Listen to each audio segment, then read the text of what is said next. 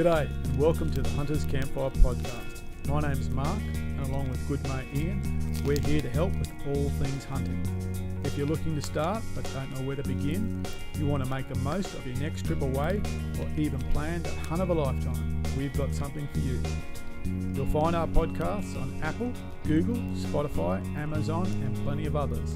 And if you want more, head over to our YouTube channel, The Hunters Campfire, where we have plenty of how-to and hunting videos along with the full video production of every podcast. Don't forget to like and subscribe, and good hunting.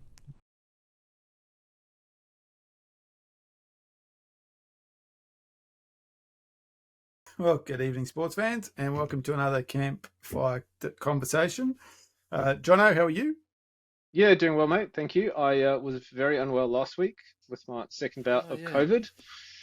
And then on Friday, my daughter came down with it. And then on Sunday, my wife came down with it. So it's doing the rounds in the family. But everyone's now on the mend and now catching up on work and everything else. Yeah. We may have paid out on you a little bit after hearing you had your ninth round of COVID.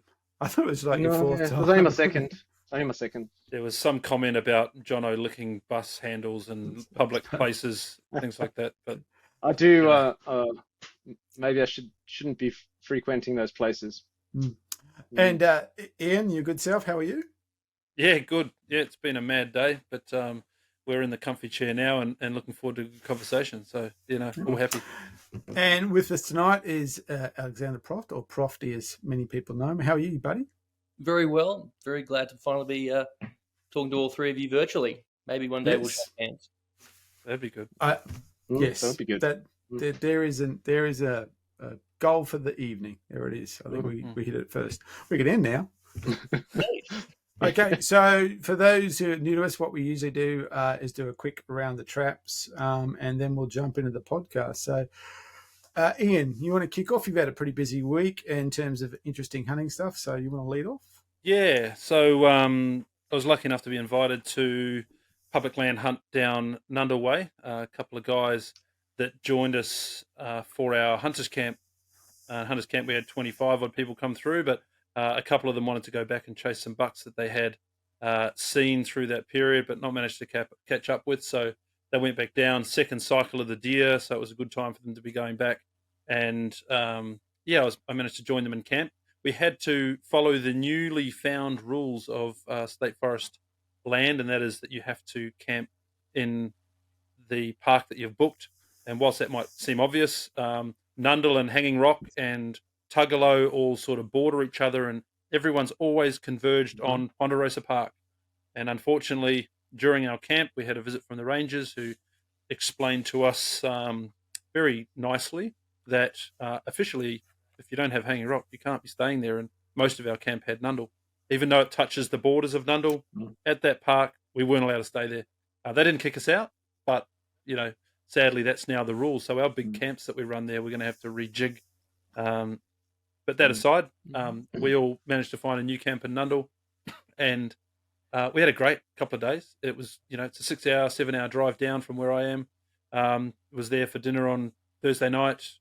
We were on to deer on Friday morning.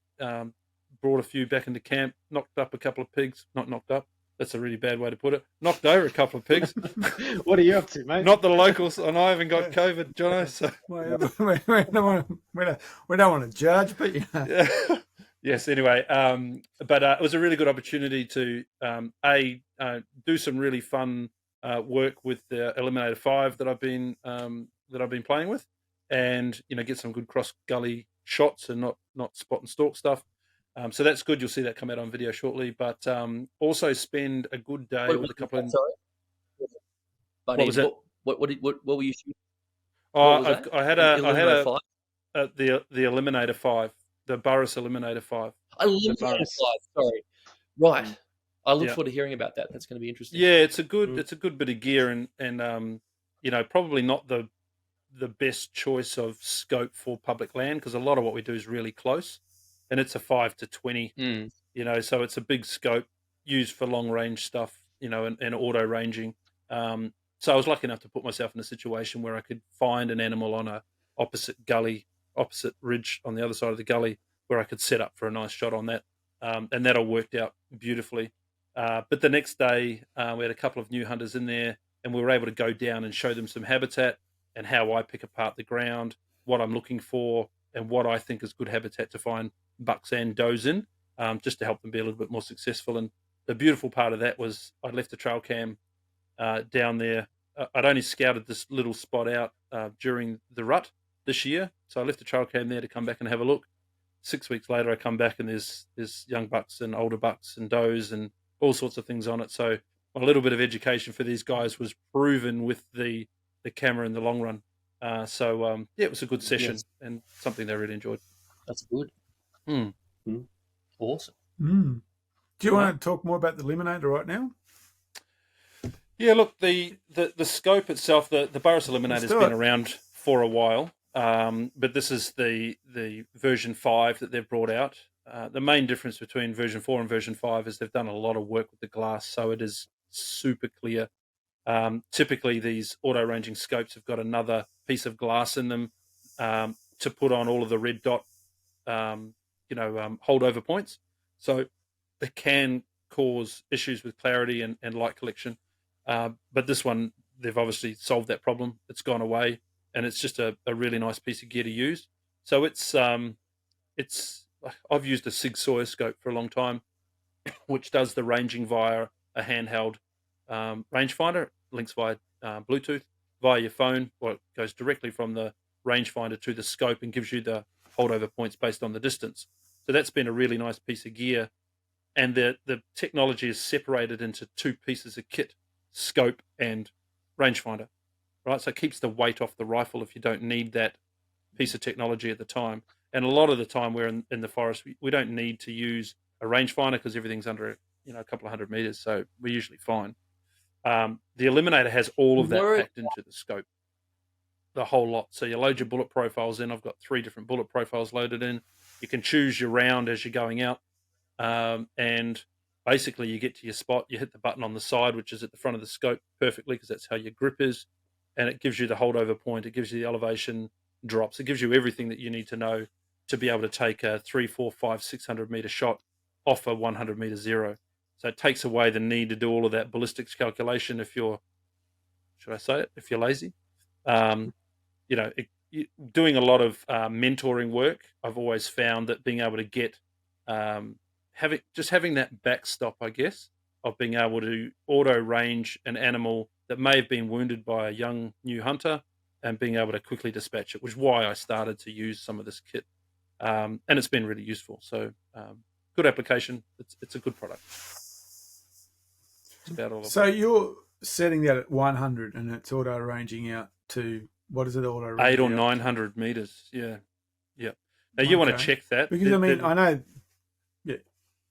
Yeah, you need to check that. What I was going to say is you put in all of the ballistic coefficients, you put in the muzzle velocity of the round, and that's basic information that's on the packet these days. You put that information into the bullet profile, and most of the time you can look that up on the Burris site, and you can say I'm using this Sarco round. It's a 180 grain, this type, and it knows it, and it throws all of the data in straight away. So the only problem there is that factory rounds have been known to be a little bit, not consistent. A bit of variance in them. Yeah, a little bit of variance. Yeah. So what you need to do is you go to the range, you sight it at 100, you then stretch it to 200. It gives you the holdover point for 200. You hit it. If it's right, you move on. Go to 300. You put that right on the bull. If it's an inch below, you just go into the scope and you adjust it to say, I'm shooting an inch low, and it will then remember that round at 300, it recalculates it, and you do it for 4 and 5 and 6 and 7 as far as you want to do it. So it's good tech. It's really good tech. Yeah. I was just thinking that for a lot of people, they don't get a range with. I mean, for instance, at Belmont, you can't go past 200 now. No. 300 in that is a special. That's not the normal session. So if you go, even at Ripley's the same. It's so 200 most days, but 300 on a special. Yeah, so it's actually quite an interesting. You're saying it's lazy, but for a lot of people, they don't have the opportunity to do that. So something that would help them with that is actually not a bad idea. I still think ethically, even if you have the technology that can give you that holdover point, if you've not tested that, you probably shouldn't do it, because there is variance, as we spoke about. People hand load, there's lots of different combinations. You should test it. Absolutely, you should test it first. And I think that's one of the benefits of belonging to a club, because clubs often have access to a piece of private property where you can stretch out your rounds and just see what they're doing. You probably could do it at Belmont if on the right kind of day, if they let you shoot the gongs or something like that. Prof, have you played with any of this gadgetry? No, I've just been thinking about it a lot lately, though, because one thing when it comes to hunting more remotely is like I really want to narrow down the points of failure. Yeah, there's no doubt about. I mean, like electronics and hunting are now like they've found their way in. And I guess if I've been using a trail camera for years, that is an electronic aid, so I'm going to get there's no sense of smugness about it or anything like that. But I've had it where I was right in the middle of a good opportunity and a red dot sight failed. And it was a big deal, And it's like, oh, I don't ever want to be in this situation again. This sucks. This is annoying. And I've just, I don't know. I mean, but, you're a prepared hunter, you got to remember to bring your bolt, your ammunition, your knife, your food, water, whatever. Bring spare batteries or power aids for these kind of things. But I've kind of, it's the moment I've been in any way interested, I've shied away. And I mean, it was a bit of a bigger decision recently because I hadn't done any upgrades to my rifle in almost 10 years. And I mean, it was great. Very standard Remington 700 setup, was just doing what it needed to do. Did a bit of range time. Those groups were getting larger. I'm like, oh, no, that's, when it's not you and you're like, well, that's pretty average. You'd like to, if you can say it's your fault, well, then that's great. Because at least you know what to fix. And so I was just thinking, well, how far do I want to branch out from all of this? But I've settled for, standard optics of good quality instead, and done a few other upgrades to the rifle recently. But chosen not to go down any of those paths. Because the other thing is as well, they're in it's not grey zone. It is grey zone. I mean, if you go down to Victoria, there's no form of thermal devices allowed. And I've got to say, just from a free-range sportsman point of view, I'm not going to ever own one. I'm not going to do that. It kind of steals what I love from hunting for me, not others, for me. But, I'm not far from public land here, and I know that there's guys doing same public land hunting as me, and they will have a thermal. They're not shooting at night. They're not doing anything illegal, but they're using it as an aid for those first hour of light or just before in the morning kind of thing. And it is a game changer. It is. It's interesting. It's interesting. We had this conversation with another guest, and we sort of left it alone a little bit. But I'm going to throw a couple of these questions at you, and I don't disagree with you at all. We've been lucky enough to be able to use some thermals recently just to test them out, and mainly because what we're doing with the podcast is we're trying to help educate people that are interested, and so that there's some content for them to listen to and understand. Now, when thermals became available in R-license hunting, even though I was in a similar position to you, I still wanted to understand how they were positioned and what place they had in public land hunting. So I tried them out. Now I went for 10 days down at Nundle. Yes. I carried a thermal with me, and over that 10 days, the thermal really didn't. You know what it did? It didn't help me find animals, but it helped show me where they weren't. Right? Only on 2 occasions did I see deer in the 10 days that I was there in the thermal, and the depth perception that you get through a thermal is non-existent. So what I could see in the thermal, I couldn't see with the naked eye, I couldn't see with my binos, and I couldn't see in the scope. So it didn't actually help me shoot a deer at all. But what I was able to do is I was able to cross into a gully, and I was able to spend 5 or 10 minutes scanning and seeing a wallaby and seeing birds and seeing different things, but not seeing deer, and making the choice then to move on faster. So that's what it did for me. I'd be interested in what you thought about it, going for a walk with one and seeing whether it tipped your advantage or not. Because I think until you have a look through them, doing what you're doing. Mm-hmm. I was really surprised. Well, I played with one once, and it was a thermal scope on a 22 rifle, and it was. I've got relatives down in Victoria, and they need to do some serious fox control because they raise goats, and so like, oh, go for a walk, look for the foxes, and you're like, yeah, no, you're really starting to see stuff. They actually there was using monocular and the scope on top of the 22. I can't quote you a brand because I just don't remember. But they're cruising through the vineyards and chasing after foxy, and it's like, oh, there's a sambar deer, like away from its average habitat. But then I just spent ages just cruising, all the fringe country, all around the neighbours, and then the neighbours' dogs every night in a row at about 11 o'clock, getting across and just doing some little soiree through the property, looking for whatever they were looking for, stuff that you wouldn't know otherwise. Don't get me wrong, I found that absolutely fascinating. Take that into the dense bush where you're hiking in, you're backpacking in. I think it's quite a different story. Now, that's not to say that that's going to change your mind, but I'd be interested in your opinion if you packed one with you, not to shoot anything that you saw and changing your mind and your approach to things, but just to get your opinion after you've tried it in the dense bush, because it's quite different to what I thought it would be. Well, working through fog and mist, that would be really interesting. Yeah, don't work in fog or mist. Bounces it off. No. Yeah, bounces it off. So look, I use them. And I think this is a really interesting conversation. And the way I use a thermal is I hunt a small block in the Brisbane Valley, and I get up there before dawn. And the trouble with the block I hunt is, one, it's small, so a mistake means you denude the property of game, and two is the first part of the block is the hardest part because it's the open part. So you've got to cross open country to get into the tree line. And I use the thermal to just kind of go, what's in front of me? Because there's been a number of times I've gone through there, pre-dawn and just gone, oh, there you go, I bumped something. So I actually use it to actually tell me if there's anything in front of me, mostly roos or cattle, but sometimes deer, and actually once pigs. But I heard the pigs before I saw them. I heard them, and I use the thermal there's pigs over there.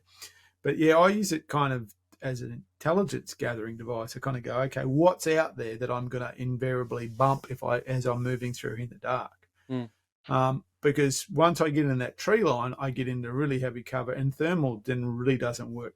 But it works, but the trouble is it sees heat on everything, and so it becomes a heat screen rather than this kind of fantastic deer body sticking out. I remember when I first started using one down, I think it's about 3 years ago, the first generation of the Burris. We were on a private block, and it was in winter, and we went out to where the first creek crossing when you moved into the hunting area. And I remember just picking up and just going and just seeing all the game that was on the paddock. I went, okay, this is why they use them. Because in that paddock situation, it's like, oh, there's a deer, there's pigs over there, and there's roos over there, and there's cattle over there, and that's a bird over there. And you could just see everything. And you could see why people who are using them at night to shoot game use them, because in that kind of situation where you've got an open paddock, it's just ridiculous out there. You're like, it's not ridiculous. It's that you're seeing in a different spectrum. You're seeing heat now, not through light transmission. And so everything that was hidden to you now becomes completely clear to you. It's an interesting one because, again, I really want to qualify this and say, just because I'm doing things differently, I won't embrace that for what I'm doing. Yeah. Not in any way a condemnation of it. No, for sure. And that's it. I think we've all passed that silly stage. It's about no, for sure. One thing I do want to kind of draw a line at, it's like, well, where do we all draw our lines at? It's like we cannot have firearms discharged on public land at night time. I'm always going to stay to that. There are some rare instances where land managers themselves do their own thing and they shut off areas when they do that, sure. But that's a safety concern. That's in no way saying what someone's way of enjoying the bush should be. It's not like that. If I was more active in feral pest management with a land manager or something like that, I'd be insane not to own one. I would be insane not to own one. And I do, now that advantage is in the hands of land managers, what that ends up going, without getting political about it, heading towards the deer question and stuff like that. It's like, oh, well, this could, it could have a pretty strong effect. But definitely. In some ways, like, I don't know, there's many perspectives to look at. I was about to tangent into the deer stuff big time, but I realized we haven't asked Jono how his week's been. I've got an instant rant. So, we're rolling. We've moved on from Jono. Right, we're just rolling into it. That's it. This is Jono had COVID. Mine, yeah, I had COVID. Didn't do much, although I did get my new Benelli Lupo ready with the scope on for the. We've got an upcoming hunt in to Ben Lomond down in New South Wales, a private block. I'm so looking forward to that snowy trip. In 2 weeks' time. So taking the Benelli, the new Lupo and 3006, which, got the scope mounted, got a Burris scope on there, and hoping to get to the range to zero it, and we'll see what we can do with it. That was pretty much my week. So fantastic looking rifle, that thing. Oh, it's beautiful. Absolutely beautiful. It is. So, yeah. So I'm going to take Profty back to his technologies. Well, I got one before you go. But okay, fine. But no, but to finish off. So I got the opposite. I got this. Can't see it. Move it into the center. There we go. It's a pocket knife. Congratulations. Yeah, well, it's actually. So recently, a very close family friend passed away, and his son was over the house cleaning up, and he said, "Oh, this. He'd want you to have this." So it's actually they're actually, I don't know if you can see it, it's actually engraved on the blade. It says bunny knife. It actually says bunny knife. Go further to the center. No, it might not be able to see the reflection. I can see words, but I can't. Anyway, F.W. Jordan Solid Gem blade, little stamp, what they call Hollander Kinder. It's got two little, basically children on the blade stamp. So they still exist. The company still exists. I've contacted them trying to get a date of when it was manufactured, and I cleaned it up this week. So that's my latest acquisition. Probably a 50s, because he came off the land, so it probably got used on a lot of bunnies over its lifetime. So that's my latest one. So back to technology. Yes. Yeah. Since it was raised, trail cams. So obviously something lots of us are using nowadays. But are you putting trail cams out there that you're going back to review, or are you receiving those images via 3G, 4G? Like, how are you using these devices? It's always something I've got to go back and receive. No real-time stuff at all, and because I can't afford it. But if I could afford it, because I'm not sure if I would, to be honest. Can you imagine? But gotta go. No. 3,800 images of grass. Beep beep, bing bing bing. That forces you to make the trip, bing. or you just forget about it. But no, I mean, there's two opportunities that I would have on very high quality animals locally, that if I had that ability to wire it up to 4G, receive it, like being able to act on that would probably get me my animal. Was it about the animal, or was it about my pursuit? This is when it comes to high quality stuff, to me, it's not just a big set. It's there's a journey and all that. I know it sounds really no, absolutely. But that's what I live for. So I'm not going to kill my love that way. But we've got a wild pig problem locally, and that's the kind of thing that if someone doesn't get on top of it recreationally or on the individual private property level, whether it be landowners and that kind of thing, if we don't do it, LLS steps in, and it's a whole different game, and your autonomy is completely lost. And the relevance of recreational shooting as, a land management tool, becomes officially irrelevant. They say that. And so I do think about that kind of thing a lot. And, what we're thinking about more locally is trapping than shooting. Well, they get shot in the trap, but you know what I mean? It's not just pursuit. Getting on top of that kind of thing for the preservation of future pursuits. It's like, we've got to really think about that. And then it's like, well, hang on. All right, well, how much am I willing to invest to assist that process in order to have future pursuits. So, yeah, I'm not going to talk down trail cameras that produce real-time data, but for the same price, if I can get 5 or 6 and go on a really big walk and use it as a trap line, that's been wildly successful for me. Although, you know what the really interesting thing is, though? Like I've caught some monstrous stags on camera that I've never seen again. And there's areas where I thought, oh, I've got this now. Like there's 4 on just on one hillside and they can't escape me. And then ended up shooting an animal, which I'm sure had been living there like long term. You could just see from the size of the rub trees and all that kind of stuff. And just when prints are really that big, like nothing else can make them. And somehow their paths of travel during the day completely avoided the cameras entirely. So you know what I mean? Like it doesn't steal all the magic off you, that's for sure. And in terms of a broader understanding of how, areas of bush go through annual cycles and then long-term seasonal changes over decades with climate variations and things like that. When you've had trail camera projects lasting now for up to a decade, which I have, the perspective I have would not be the same without them. But I don't know, it's fed my love of land more because I understand my bush more. It wasn't all just about that example just to get that set of antlers or something like that. I wanted to know my bush. And there's a few areas where I've just made sure year after year the same cameras go into the same areas with variation, with changes. And I always give them at least 6 to 9 months. I'm pro trail camera. I don't know, I think they've got remarkable uses in all different kinds. Facets, great. The only thing is I keep putting as many out as I possibly can. I really should have one around the place for security. I found pig shit out in the front lawn the other day. I don't know who it was about, but it's undoubtedly pig shit. And rub's just 100 meters up there on the property line. It's like, wow, want to be on top of that kind of stuff. Anyway, yeah. Well, one of our young hunters found deer shit on the bottom of his car the other day, and he was very confused about how that got there. As I chuckled and walked away. No, like I like the trail cameras too. I'm interested in what brand you lean towards.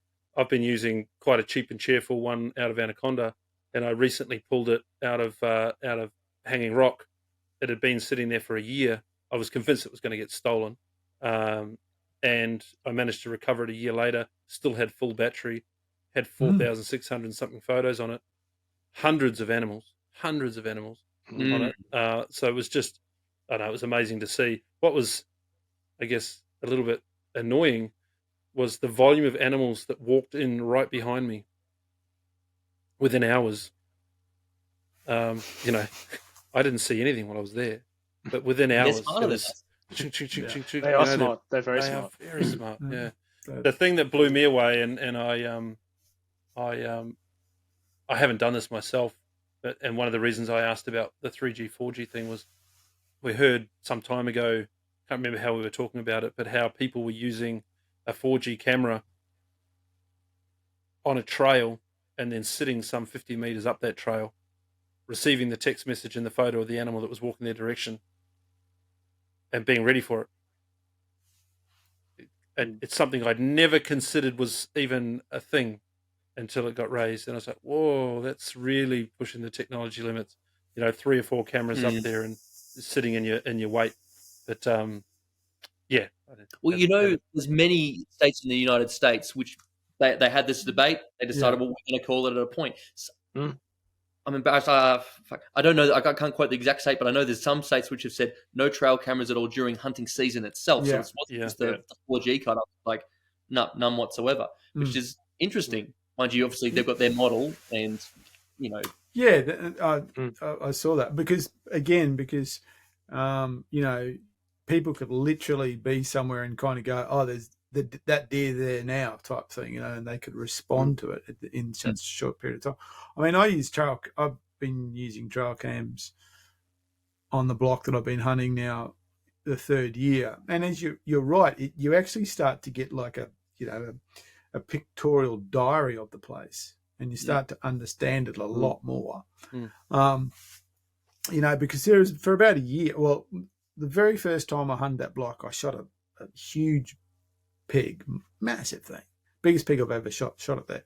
And then I didn't see another pig, but I always saw pig tracks.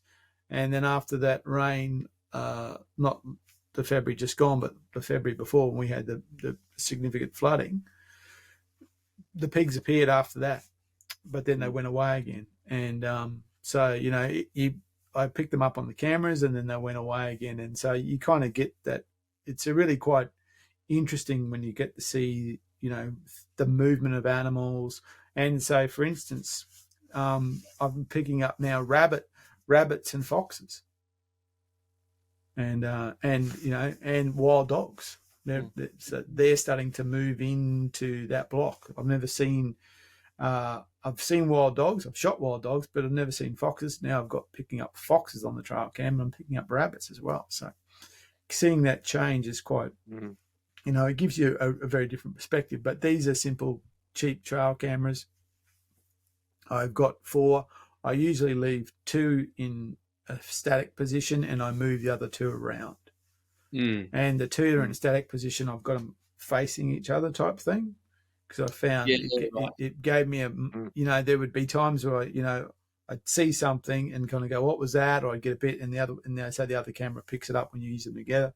And I literally just carry spare memory cards. When I go up there, I just whip out the memory cards, check the battery levels, make sure they're okay, and then come back, or actually go into town after I've hunted and sit down and bring the laptop out and start looking. And so it is. I totally agree. You get like a diary of activity, and you get a much better understanding of game movement around an area with the trail cams. You're not sitting down underneath your trail cam and looking at the photos while you're there? Mate, you know me, I've got terrible eyesight nowadays. I've got to carry my glasses. Trail cam screen's about that big. Oh no, you can stick the card into a receiver for your iPhone or whatever. Yeah, but I don't want to carry that with me. I'll just wait till I go back to town in the That's back all right. and I was get curious. my laptop. I love it. I'll sit down under the trail cam, peel an orange, and review the photos. I like to do that in the bush, but. It's just usually open it up, make sure it's working, have a look, and it's got like 675 photos. I go, okay, well 600 of those is going to be cows, and there's going to be 35 of grass moving, so I might get something out of this one. Swap it over and look at it later. Yeah. The one thing that I did find that was of most interest to the landowners, I found people who were coming onto the property. Yeah. And he was very happy for me to go, well, do you know this guy? No, I don't know that guy. Okay, well, he's entering from down there. So, what about you, Profty? What type of camera are you picking up? Have you got a favourite brand, or just whatever you can get? Bunnings, they sell the Swan brand, and it was cheap. But although they brought out another one which was even cheaper, and there was finally a marked difference in picture quality. I don't have any hanging around here. Normally, there's one sitting on the couch. But look, it was just that balance between reasonable enough resolution, but at the end of the day, I do expect them to either get knocked off or smashed. Although I've only had 2 knocked off. I've had plenty burnt down in bushfires in Victoria. Sure. What are you going to do about that? I'm just not going to overinvest. There was a funny one. There's a pretty popular patch of public land, which a lot of Sydney siders come out west to, and I thought, I'll just go for a walk through it and think about putting up my own cameras and all that. It was a bit of a summertime walk, so you don't always think about shooting stuff in the middle of summer. Just want to get out before it's the flies get you and all that kind of thing. It's a bit of a different situation, but a lot of prep work being done. Anyway, I come around and this tree, I'd never seen one of them before, but it was a 270-degree camera wrap around this massive dead box tree, and it had a camera that moved along. Wow! Okay. Have you seen these things before? No. I don't know if it's available, but I've never seen one of them. Anyway, it was amazing. And so I walk up, and then the camera goes, follows you. Oh wow! I looked around. I dropped my DAX at it just to be a dickhead, and then follows back, and then it would just kind of chill for a bit, and then anything came in the periphery, follow it all up. I thought, wow, that's amazing. Someone's obviously thought this is the spot to be, and it was a pretty damn good spot. We'll invest. I came back there a month later, and this tree was down. Love of it. But you know what the funny thing was? when I got close, just a little bit of the side rail was looking up, and it was like was just trying to find. It was hilarious, but it wasn't hilarious for the poor bastard. It must have No. Yeah, exactly. Imagine what that'd be Thousands. worth to put it on Yeah. public land God. in a spot that you're already calling out as quite popular. And Well, one of my anaconda ones got washed away in February, and I found it, and it still worked. Yeah, right. It got washed away, and I even had like kind of. It even took images as it was getting washed away. So it's like, like 3/4 the blur, water lines. water and stuff like that. Fully I thought that's actually. Imagine if you saw a fish or something. yeah, 3 trout and 2 eels. Yeah. That's it. But it didn't. It got washed away. So I went there and went. It was on that tree that's not there anymore, but it was there. So I just went walking. No, the tree didn't move too far. follow the And debris. about 100 meters, it slowed down and lost enough energy for the tree to. And there it is, still wrapped around the tree. Yeah. Well, I think it's Put it off. it's good to hear that you're using some of the cheaper stuff that's out there, wildly successful in your pursuits on public land. It's well documented with your videos and bits and pieces. So people will take a lot from the fact that they can just go and get that cheap one from Bunnings or Anaconda or whatever and make the most of it, because you can invest a lot of money in trail camps. 100%. And let's preach that, because it's not just about trying to say, oh, you don't have to have much coin. It's not about that. I'll never forget, this was years ago, watching a guy. It's not often you bump into a hunter, but I was going down a fire trail. There's the orange hat coming towards him. I'm like, how you going, mate? How's your day been? And this guy was just panting, and he was like, oh my God, he's in a bit of physical distress. He's pretty exhausted. Watching head to toe in pretty high quality American hunting gear, fancy Gore-Tex and stuff like that, would have been expensive. Hadn't brought water and hadn't brought other basic kit, right? So but I do notice that there's so many fresh hunters who are very keen to go straight to buying things, and a lot of it's because just so you can't get out hunting all the time, like you want to do something to nurture your passion, or just it's retail therapy. That's what it is. Yeah. And again, I'm not condemning it, but that if you're not asking yourself what is each piece of garment for, what piece of kit is for, in any way semi-practice with it. There's a bit of a tester, because I don't like hunting with other people that much, unless they're really on the same page as me. With like, we've got the same goals, really get along, all that kind of stuff. It's like, I'll share a camp with you, but we won't hunt together, kind of thing. A little bit of a tester is I start to ask those kind of questions first. It's like, well, if someone's new and they'd like to, please, can I get some kind of assistance, or, can you take me by the hand? It's like, well, what have you done already? And the answer from most of them is like, well, I've gone and bought a whole bunch of stuff, which is technically putting your money where your mouth is. But all they had to do was just start bushwalking. Yeah. I mean it. Like, do you own the rain jacket? Why not? Your shirt and pants don't need to match. It's not necessary. The deer don't care. Exactly. Yeah. And, the thing is, like, to say it doesn't all look camouflagey or huntery and whatever, maybe it's quite visible, and probably we wear orange. I know orange is different to blue. I know it's not the same reasons and all that, but for me, I'm not against camouflage at all, particularly now that I'm interested in duck hunting. I'm trying to find ways to about camouflage, right? But by me deciding, no, prioritize orange, was to say, really start working with the wind, really start listening, and finally start learning to look from a great distance. And it served me pretty well. And if I was putting, that clothing side of things first, I wouldn't have been nurturing those other essential skills, and nurturing those other essential skills that served me really well. And so, like, I'm still wearing the same Swan Dry that my grandmother bought me 15 years ago. I'm still using the same set of gaiters. It was a set of Morocco 30s. They don't need my endorsement, but I'll say, like, they've gone through 2 underwires and they're still great. Why did I need to replace them? Or it doesn't mean you can't replace them. But for me, it's like, well, I can spend that money on other things. For me, the main thing I spend my money on is not going to work. So it's like you decide to have a reduced income lifestyle for the sake of time. It's like, cool, well, you're going to act pretty thrifty. The main reason I want to kind of get it across is because we're not a culture where hunting is this elite thing. It is not just the pastime of the rich or the royalty. Sometimes it can have a dollar figure attached to it because it's something of value. There's nothing wrong with that. The point is, I've always just really wanted to cling to the idea of someone who had lesser means and actually thought that hunting was going to substitute their food bill. You know what I mean? Because we're one of the few countries on earth where that subsistence dream is actually real. It's actually real. I mean, it's actually even realer than it is in Alaska or somewhere like that where they acknowledge the need. They know that people live that way. But even then, it's like, cool, all right, there is another tag for another caribou. For us, it's like, go get some more. Yeah. That's it. Go get some more. Get better at it. Like, you don't have to wait for another 5 or 6 months to hopefully have the inkling before autumn. It's like anytime you want.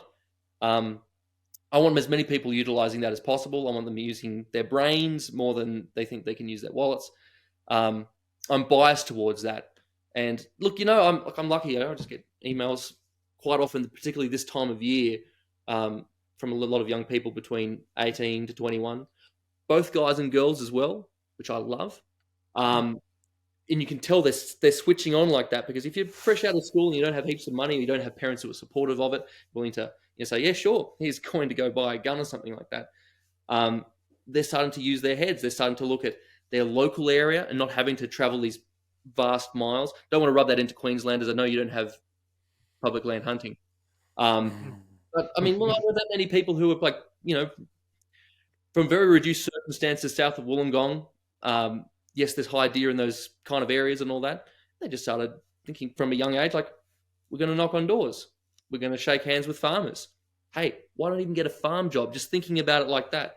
And then all of a sudden, these are the people who've just used their minds and completely substituted all forms of red meat in their diet with extra to share with their friends and family.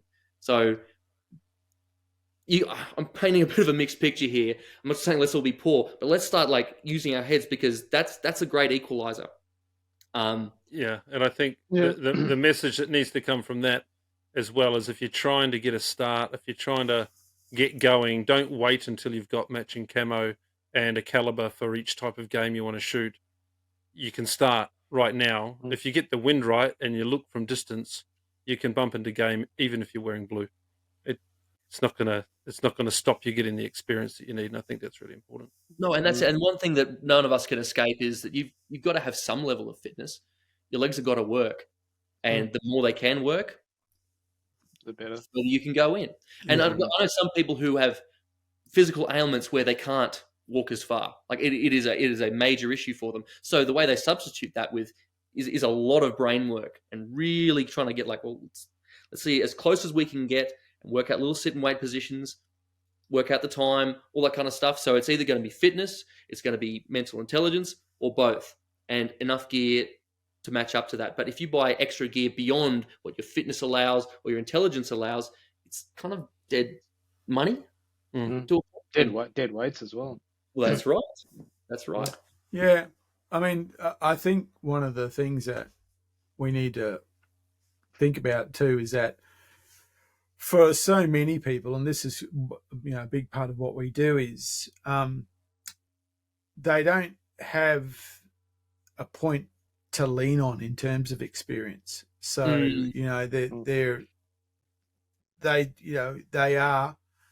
they are substituting purchase with experience, which is you might argue that's putting the cart before the horse. But to me, if that is the motivator for them to then pursue it, and I mean, because if you think about it from a learning point of view, some people do it and then when it doesn't work, look at the instructions. Some people really want to study the instructions before they take a step forward. So what I ultimately want to do is, no matter how you approach that particular thing. So if you're a kind of, point me in the right direction, and if I get in trouble, I'll call you. Or you're like, okay, I've got to have everything checked before I go ahead.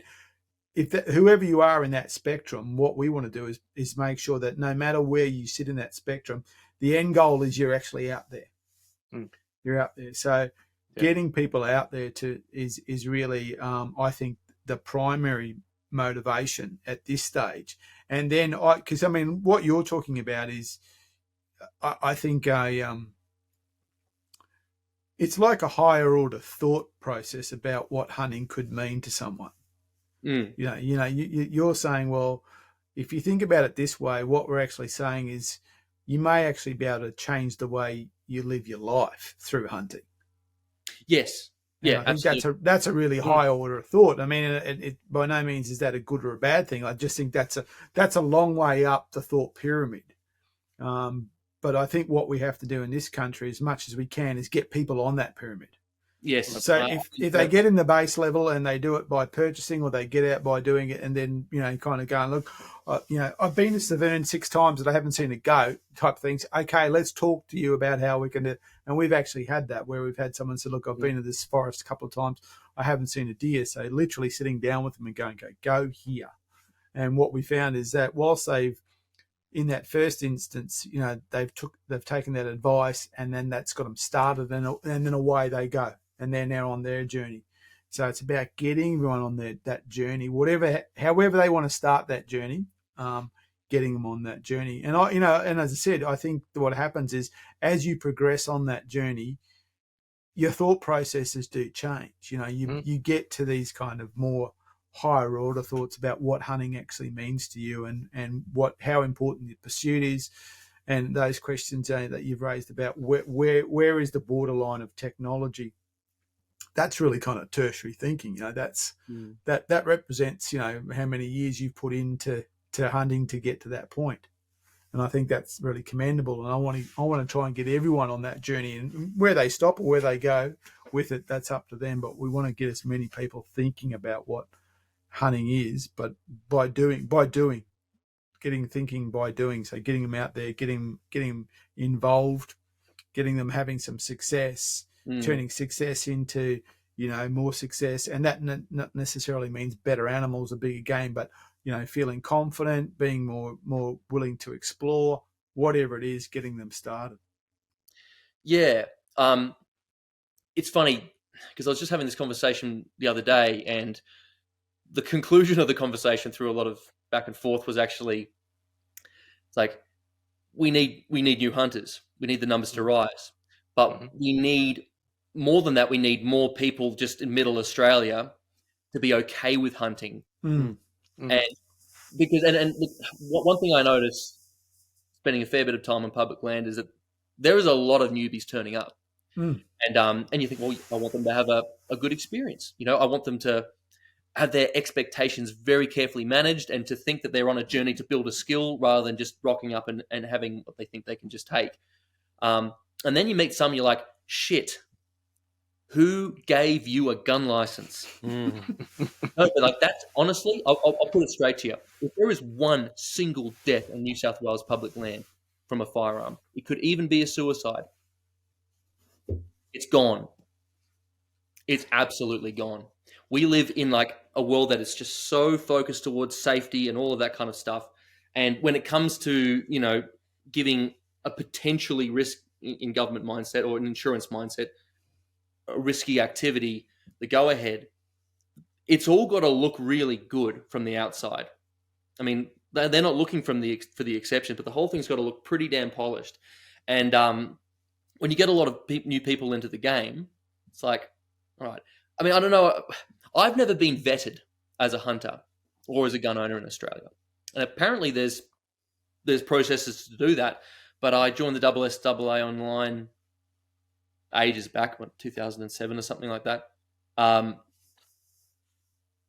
Turn up to the odd meeting and the odd shoot. It's the fastest growing pursuit in this country right now recreationally. We lose them. All I'm trying to just say by this is like just a little bit of control. Mentorship's the big thing, but just a little bit of a funneling, like make sure the doors are slightly narrow to get into this. And it's not an elitist thing. It's just to make sure that people really know the rules. Some kind of proof about that. Just some kind of. I mean, this is, I'm mentioning just before, like, I don't actually like hunting with other people that much. Well, there's a selfish side. I just enjoy my own company, my own time, being able to just do it any way I want out there. But the other thing is, like I get really worried about gun safety, and there's just none of us are immune to that thing. Every single one of us is capable of making a mistake, and so we all work very hard on ourselves to make sure that that doesn't happen. That's why there's procedures. That's why there's firearm safety training and all of that kind of stuff. And a lot of that works until that one moment when someone just hasn't really thought about it. And I've, unfortunately, in the last year or so, had a couple of incidences where someone who was just, you look at them and think, this person's number one, and they're so keen. That's the thing, the keenness, the eagerness to be part of it all. And it's just like, open that bolt now, buddy. And I honestly, I don't. It's just a millimeter away from like the biggest problem in your world. Yeah, I mean, you talk about that and not knowing, what people are doing. I hunted on a property in South Africa, and one of the farmers who owned the property was also a hunting guide, and they brought out some. I think they were American. I'm not going to say that, with confidence, but an international hunter.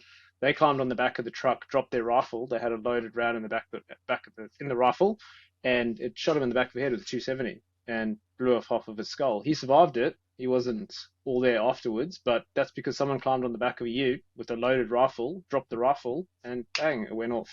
So yeah, you've got to trust people climbing in the back of your ute or standing next to you with a loaded firearm that they know what they're doing. Yeah.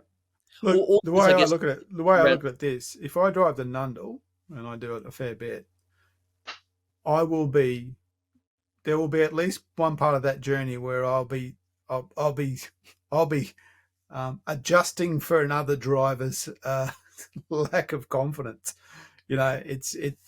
That's for me. I've always said that the most dangerous part about hunting is getting there.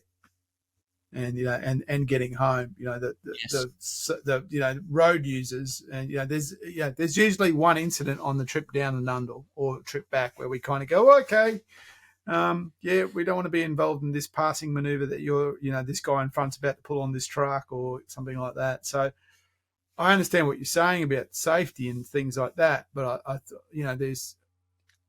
think you don't get that without participation. You can do all the there's two things that you can't control. One is you can't control malicious intent. No, of course not. So let's kind of throw that over there because we can't do anything about malicious intent.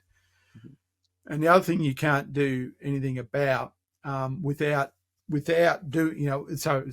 what you can do something about, but you have to do it is actually practice. You can't practice without actually participating. You just can't do it. If you do any contact sport or any kind of combat sport, you realize that you've got to mix it up to get good at it. You can watch as many videos as you want, things like that. So I'm of the opinion when it comes to gun safety, one is it's paramount. Two is we have pretty stringent rules about when we hunt together as a group. That is, we don't carry loaded firearms. So I don't care where the bolt is because there's nothing in the chamber, and that's we shoot empty chamber. You've got a procedure. That's it. And so that's what, when people talk to me about gun safety, they say, what do you know? Do you have bolt half opened or you do the safety? And I go, neither. There's nothing in the chamber. So the first thing we do is, you close a bolt on an empty chamber and that's it.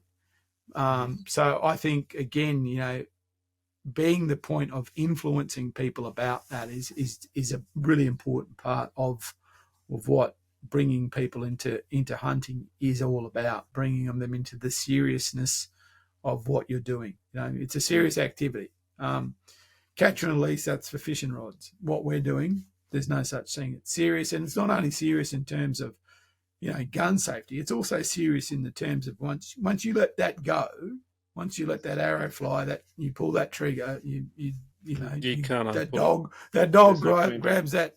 grabs that peg, and you got the knife out. That's it. You are now completely. What next decision you make has unreversible consequences. Mm-hmm. You cannot pull it back. So I think in a way that's almost the more important thing when it comes to gun safety, is that this thing here will do exactly as you tell it to do. Mm-hmm. Whatever you tell this firearm to do, it will do it.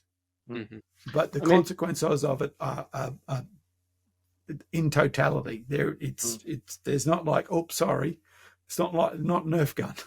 Yeah, no. I mean, from my perspective, I mean, I spent 12 years in the UK, and obviously they've got deer shooting, they've got duck shooting, bird shooting, etc. But they have a training program, and I know we've spoken about this before, so they call it deer stalking, not deer hunting, where you can actually do a qualification. Now, it's not compulsory; it is voluntary to do, but a lot of the properties that you hunt on actually stipulate you have to have a minimum qualification of the level 1 certificate. And now that level 1 certificate, DSC1, deer stalking certificate level 1, that certificate includes you have to go through a theory component, which includes firearm laws, firearm handling, species identification, sexing.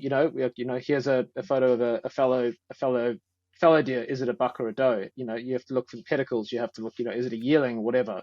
But then the second component of that is actually practical. So you have to do a shooting test. You have to do they had a safety test. So they had cutouts of deer in certain positions, and they would stand you to positions. So is that a safe shot? Is it skyline? Is it not? And then they also had a component about meat handling. So how do you properly butcher a deer? How do you cut up a deer to make it safe so that you can actually enter that into the food chain? So they're actually teaching meat handling skills. So I think it's a very robust course. And they had level 2, which actually included mentorship. So you would do, you already got the theory, but you would actually have to go and hunt with a qualified assessor who would actually then monitor you in the field to make sure that you're following proper gun safety skills, that you're glassing properly. It's an education piece. And I think that's really what's lacking here, is that education, that formal education.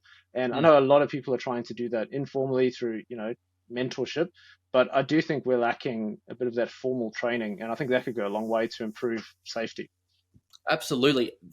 The only reason I was bringing it negative to talk about being worried about gun safety and then leading on from the gear stuff was just like exactly what you've just said, Jono.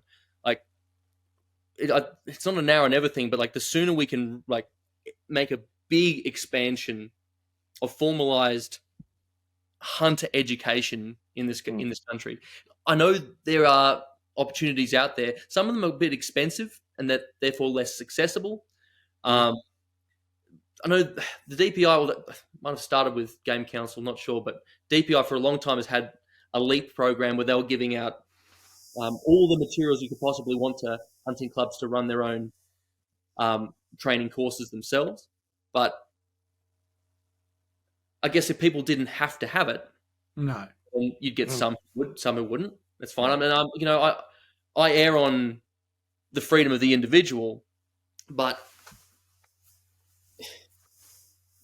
yeah, we live in the real world. We live in the modern world.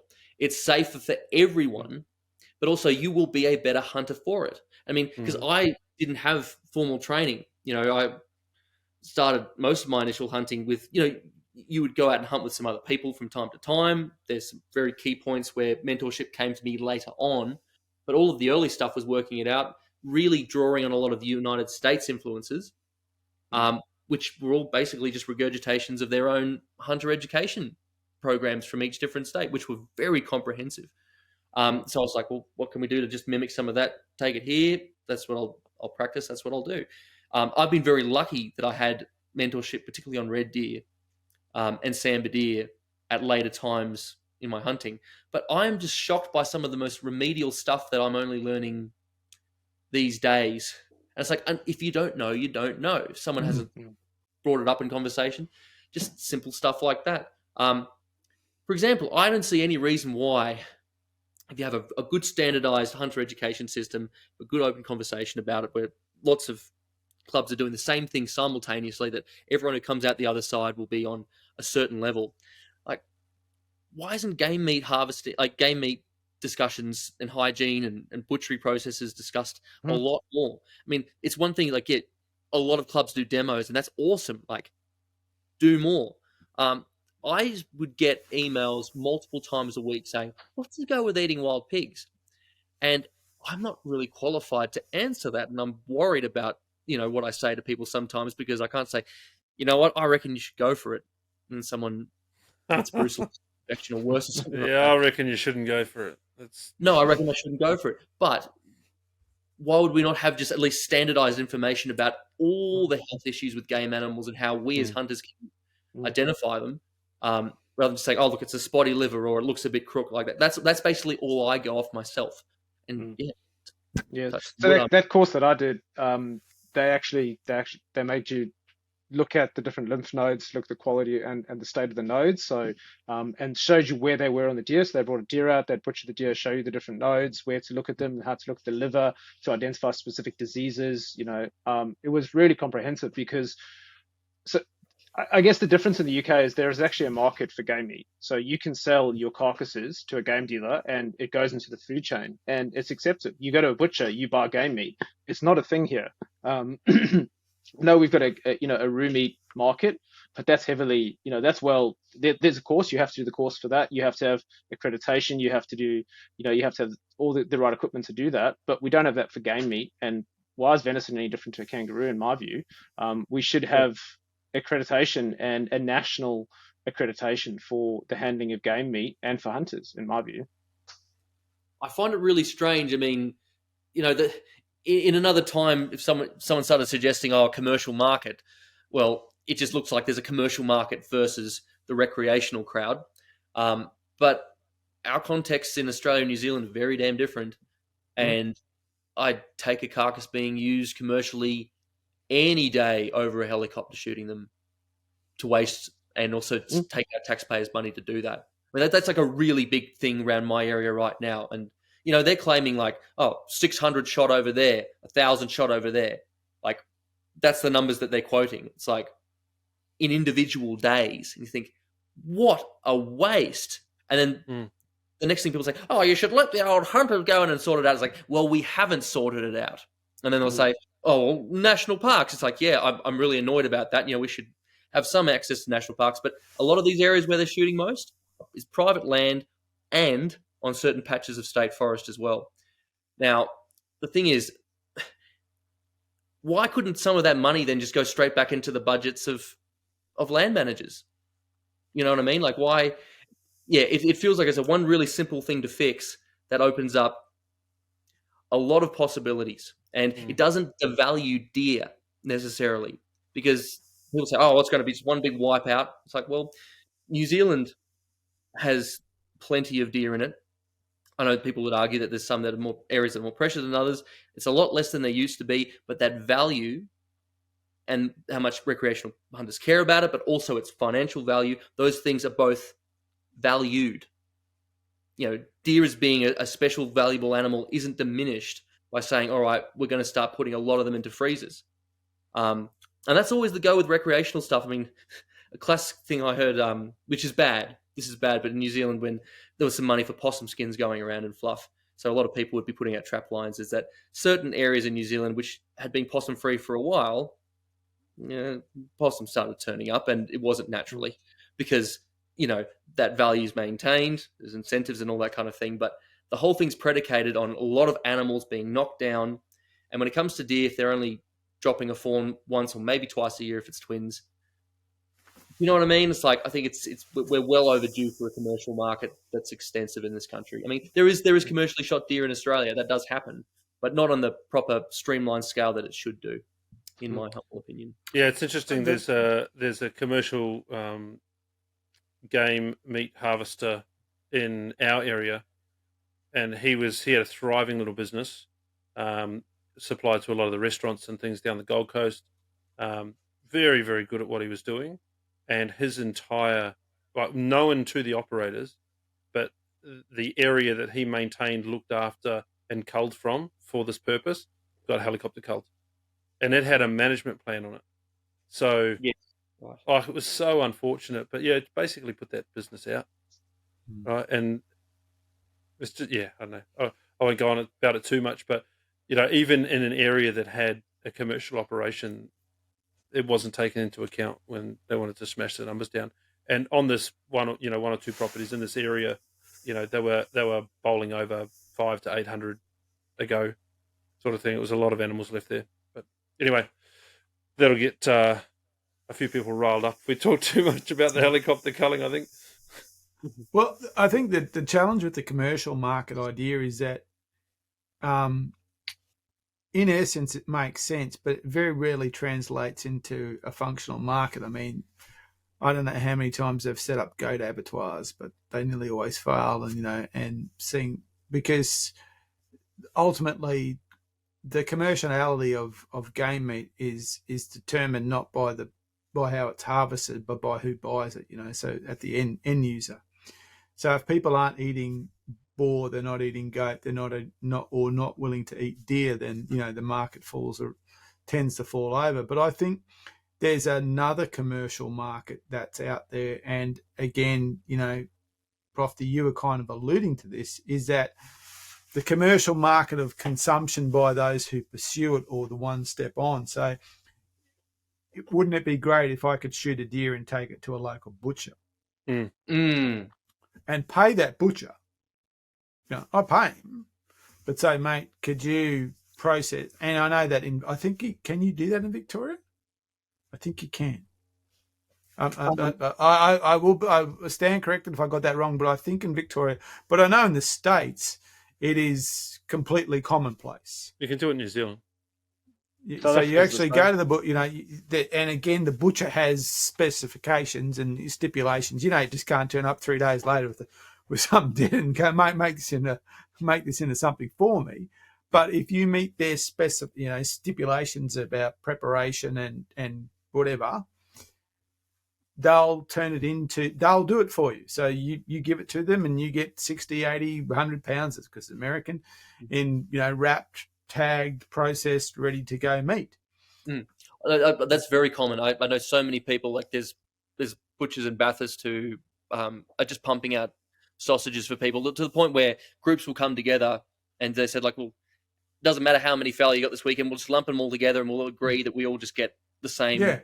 So, I mean, if you were hunting in the state forest, so if you think about that, so I'm going to go hunt the state forest. So I travel the state forest, I shoot a deer. If there's a local town where a butcher is legally allowed for me to take that in, all of a sudden, I'm bringing a commerciality to recreational hunting, because the cost of me traveling down there and all the stuff that I'm willing to pay, that is saving government in terms of, I'm willing to pay for a license, I'm willing to drive there, I'm willing to use my ammo, I'm willing to use all that stuff. Then I can actually engage with local businesses in that area and actually get that meat processed and maybe cryovac. So when I'm leaving, I can pick it up and drive home. And so again, I think where the commerciality sits is all those little businesses that can be driven off hunting and hunting related things. So, so that's it. So you don't have to worry about, and if it was processed by the butcher, then, I could share it with people, because, I could say, okay, here's processed meat. I mean, I notice there's a fantastic thing I see in the States, where there is food banks that people donate carcasses to. Yes. So it's not even like, I've shot this deer, you have it, you process this properly and efficiently and effectively and hygienically and generate food for other people.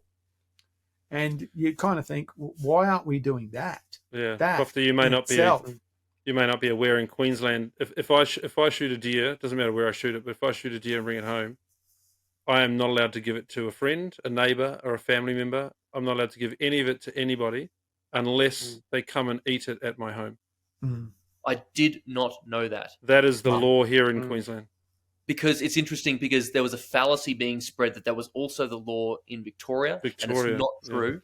Yeah. We're throwing that out there a lot, because it was just, social media thing. It just ripples, and it wasn't. But interesting to hear that. So it's the same on my property. We run a few sheep. I can't raise and butcher a sheep here and give it to anybody. The only people that can come and eat it, the only people that are allowed any of it, are those that come and eat it here at my home. Yeah. Now I can go and get food safe licenses and change that for what I raise here, but I can't get a food safe license to do that with wild game. I'd have to become a game butcher. Yeah. So it's just bizarre. Like, I love the whole idea of, the story behind the hunt, pulling a piece of meat out of the freezer and, you've written on it, you know where it came from, you recount the story, you can talk about it with your friends. It's just such a fabulous part of what we do. Not being able to share it just seems madness, but that's the state of the world we're in. You're talking about being safe. It's all about safety. And back on that subject, Profty, I wondered, you were talking about, Jono, you were saying maybe some of these pre-courses that could be done to make it safer. It's really hard to bring that conversation in when there's never been an incident. Right? How do you make it safer than what it currently is statistically? But I wonder whether the whole breakup of a park, like when we use Nundle all the time because we go there a lot, but Nundle can take 25 odd hunters. Should there be consideration to the units inside that, like they do in the US, to stop multiple people being in exactly the same spot at the same time? I was down there. That would suggest that watching your backstop, wearing orange, only shooting what you've completely identified, that would be to suggest that the basic hunting protocols like that are not sufficient, or that we can't be trusted to do them. Yeah. Which is, I don't know, it's a slippery slope, isn't it? It is a slippery slope. And the precedent, though, is already set in New South Wales. I really do cling to New South Wales as a great model. The first public land hunting program that propped up in the 21st century, you think, how was that going to happen? And they did that. And it's this enormous expansion. There have been more public land programs that have popped up since then, like in Tasmania, expansion of existing programs, all that kind of stuff. But to think that a completely scraps to nothing thing could happen in the 21st century like that and then stand the test of time, that is a beautiful thing. That is the best thing. And if you, I don't want to, because I understand what you're just saying there, I don't want to tangent too much, but can I just say, I'm going to put my hands up. I drew this conversation towards the political and the me, not your fault. You guys are really positive dudes.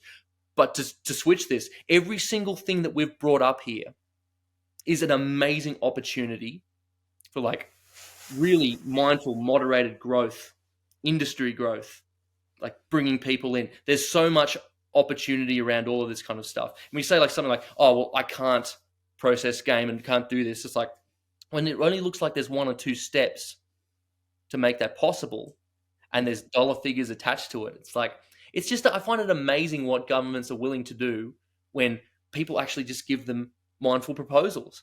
And I just don't think, like, I keep hearing about proposals that come up in front of government, but they're either just really, I don't know, they're not backed, they're not done in a professional, mindful way. But we know they can be because the Shooters Party in New South Wales pushed for a program, did a really mindful, incremental step expansion of it all. And in New South Wales, we have one of the best hunting opportunities in the world. Mm-hmm. Like, that's not just bias. That's not exaggeration. It is one of the best in the world. Oh, there's no doubt about it. I mean, it is possible in Queensland. It's really possible. Absolutely. It's possible anywhere, but what we're talking about is political will. I mean, you know, that's all I'm saying. Is that there's all possible. Like, it's not just like possibility. It's like no. There are incremental steps that we can all be taking. I remember I spoke to a couple of people about the Queensland situation once, and they were impatient about it. They just wanted to jump into like, well, why can't we talk to forestry? We can't talk to the companies here and make it all happen and let us in. And I said, well, what you could be doing in the meantime is just set up an accreditation program and then just trial that on private property areas, like certain farmers that, you know, in Brisbane Valley or something. I'm not going to pretend I know the Queensland stuff that much, but in these key areas, they say, they will value the accreditation or give better preference to people with the accreditation. I'm sure the ADA gets preferential treatment for a lot of this kind of stuff up there anyway, for all those kind of reasons. Just these stepping stones forward. And what happens with that gradual expansion, but that strong, like foot-sure expansion, is that trust just keeps building and building. And that's not trust just with the hunting community. We're talking about the trust of farmers and landowners and the trust of Middle Australia. I just see possibilities everywhere. Talk about political will. Yeah, it's our will. Well, the way I see it is that will. I'm sorry. Like, I just hear so many people who are bitching within our hunting community who spend vast amounts of emotional energy just on airing grievances to the choir. It's like, there's some people with great ideas out there. And when people come up with a good idea, it's like, let's get behind them. Let's get behind them and offer them a bit of that will. Because honestly, I just don't see it. I don't see it. To me, it's a question of numbers. I mean, government listen to numbers. And that's why, again, another big part of what we're doing is the more people that we get around this conversation, the more it becomes a conversation.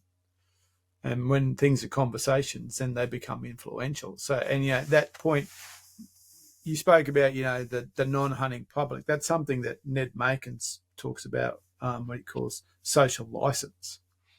So it's never going to be, there's never going to be like this block of hunters that are so influential that they will turn elections, No. But what they might do, but if you get to a point where people kind of go, I don't hunt, but what I see is of value of what they're doing, or I benefit, or I know people, things like that, then you actually get gravity, you get an ability to influence. Because I think there's, having had some experience about putting these things up to government, I've never seen a bad plan go to government. I've never seen an outrageously silly plan go to get to that, because most of the outrageous silly stuff never gets past social media. The people who actually put in the effort to actually put something up to government have given it some consideration. The trouble is, from my experience, is they look at it and kind of go, okay, let's put this on the scales, and it's just so far down the scales of what's seen as a politically, have political benefit from them, that it just doesn't rate. So we have to actually get numbers up where they kind of say, well, actually, there's a lot of people interested in this, and there's a lot of people invested in this. And so we it's worth our while to listen to that. The other thing is, the fact that I think as a community, as it were, for want of a better word, we have to better interact with our industry, because our industry pays taxes, our industry employs people, our industry, buys property, our industry, contributes to the Australian economy. And so we've actually got to get more connected to our industry. And I mean, so we've got to know more about our industry. We've got to know about the people in our industry. We've got to know what they're trying to do and communicate with them. Because I mean, the weirdest thing is some of the biggest gun shops in Australia are in Queensland. Yeah, it used to be the two biggest, but Gun Exchange closed up. But I mean, Cleavers is huge, and I mean, and more importantly, the online market of Cleavers is massive. They're huge gun stores, and they're based in Queensland. Well, they're based in the southeast Queensland too, because the markets there of people who are buying stuff from. So it's about how do we get industry and the community of hunting and shooting together to actually say, well, what, we do have some. We both have will, but we have political will. We can actually have some influence here. I think that's the big challenge. I mean, we spoke to various political parties on the podcast, and they'll tell you they're fighting a good fight, but they are very small players in a very big machine. So we need to back them just as much as we want them to advocate for us. Mm-hmm. Absolutely. But in the meantime, I mean, all of us here, we're in we can only do what we can really do, right? Yep. There was a small avenue for me to kind of get into the political sphere at one stage. And I was like, no, I'm not going to ruin my life. But also, I'm going to stick to my strengths. And the cultural side of things is a huge one. That's a huge part of social licensing. We're not the only ones where these, I hate using the term influencer, but you know what I mean, because we're all influencers. You kind of do it, mate. Yeah, I know. I want to talk like the kids these days. That's all. Becoming a grumpy old man. Well, Oh, sorry. You go. All I'm trying to say is that organic grassroots thing is cropping up everywhere, and it's example setting. I think you guys do a really good job of that. Cheers. I think I can do a lot more than I do right now, and it's enjoyable to do it whilst we do it at the same time. I mean, we've kind of got the cushy job because it involves actually out there doing it. And if it's an incentive to do it more often, then it's like, well, that's kind of pretty close to living the dream, you know. Knowing there's people out there who might be able to afford one weekend a year, if that, to nurture their passions because of just the pressures of jobs, families, whatever it is. So yeah, doing more of it. And it's funny because when it leads on from that forward, it's like, well, cool, let's get to the creamy stuff. And like, I've never hunted chill deer. Bloody hell, I want to. I really want to, but I know my obsessive personality would just be like, where can I find that patch of ground? And then just moves to Queensland. Yeah. Well, no, but like a working holiday, why not? Yeah, why not? Why not indeed? Well, let's flick to that. We've had I've seen them on the New South Wales border. Oh. Yeah, so have I. Texas, seen them in Texas. Not far from I'll here. put it this way: with the exception of hog deer, within an hour's drive of me, there's confirmed sightings of all of them. I mean, all of them. And when I started hunting, that was not the case. It wasn't the case. And you just think, well, are we getting to this point where there's just this homogenizing and there's just deer everywhere? It's like, well, no, at the end of the day, they still start to conform to habitat. And that's what I'm trying to work out with Chiddle, is just trying to really understand their habitat better, because I've seen the different areas that they kind of live in. And it's like, well, are they just an ultra-adaptable species, or are they just this mystery? Like, their behavior seems like different. Erratic. It's different. Are you going to tell me that you've got snowy mountain? I don't know. Tell me more. You guys understand. What happened? The mystery of the snowy mountain elk. I don't know. I think Proft shot that one last year, didn't he? That's right, the snowy mountain elk. You're talking about Wapiti genes down like in the Kosciuszko-Monaro area. That's right. There's the snowy mountain elk. Well, but there's, I mean, there was an emphasis on all of them, Profty. Most of the red herds close to Sydney originated from farm releases back in the 70s. That's just how it was. And most of those, like the most successful red farming starting point is to have red hinds crossed with a purebred Wapiti bull on top of that. And so the genes are just in there. I think that's in part a large contributor to the good genes in New South Wales, because we've got some of the best wild red deer in the world. I don't know the Snowy Mountains that well. I just know that the few patches where there are established reds, yes, they have the reputation for being very large, and occasionally on a set of antlers you can see the influences. But the idea of purebred elk is, I don't think it exists at all. And they're just like Fiordland. You know, they're just waiting for that watering down. The Fiordland Wapiti Foundation just aggressively just culls out as many reds as they can each year to hold back the tide. It's like a genetic tide. But, like, I mean, it's almost like thylacine questions. You know what I mean? It's like if there's just an inkling of hope, you think, well, there's enough hope. But you'd have to be hiding and really not care about sex, be on a good feed and a good wicket. I don't know. Like, I think, you know, in captivity, I know there's a sambar deer down in Victoria that's 28 years old behind the wire. It's like it's amazing when they're on a good patch how I'm just trying to nurture the dream, but it's probably it's sorry, mate. It's a conversation that I've unfortunately been involved with a number of times about the mysterious elk herd on the Snowy Mountains. So. Well, but it's funny though. Like, it's some of the areas which you'd say this is only a fallow area. You haven't ever put in for the ballots in the Fiordland, Profty? Most of your stuff's local to home. I was just talking to a bloke from North Dakota last night, seeing if he wants to put in for the Wapiti ballot. But I know that the chances are the same as everyone. I know people who've gotten 3 out of 4 years of putting in. I know some people are on their 10th year and haven't got it. A bit like the hog deer ballot. It's a ballot. It's all that. And it's a winner. But there's some really good second B options in NZ. I've got a bit of an urgency with the NZ thing because that they're going one way. I mean, they finally kind of tightened up on some of the gun law stuff, which, to be perfectly honest, was pretty loose in some respects, and I exploited that looseness for many years going over there. But the tide that then comes from that is New Zealanders really realizing what they have, and maybe just getting a little bit fed up with Aussies shooting better heads than them, or just sharing a different etiquette, or going against local understandings, all that kind of stuff.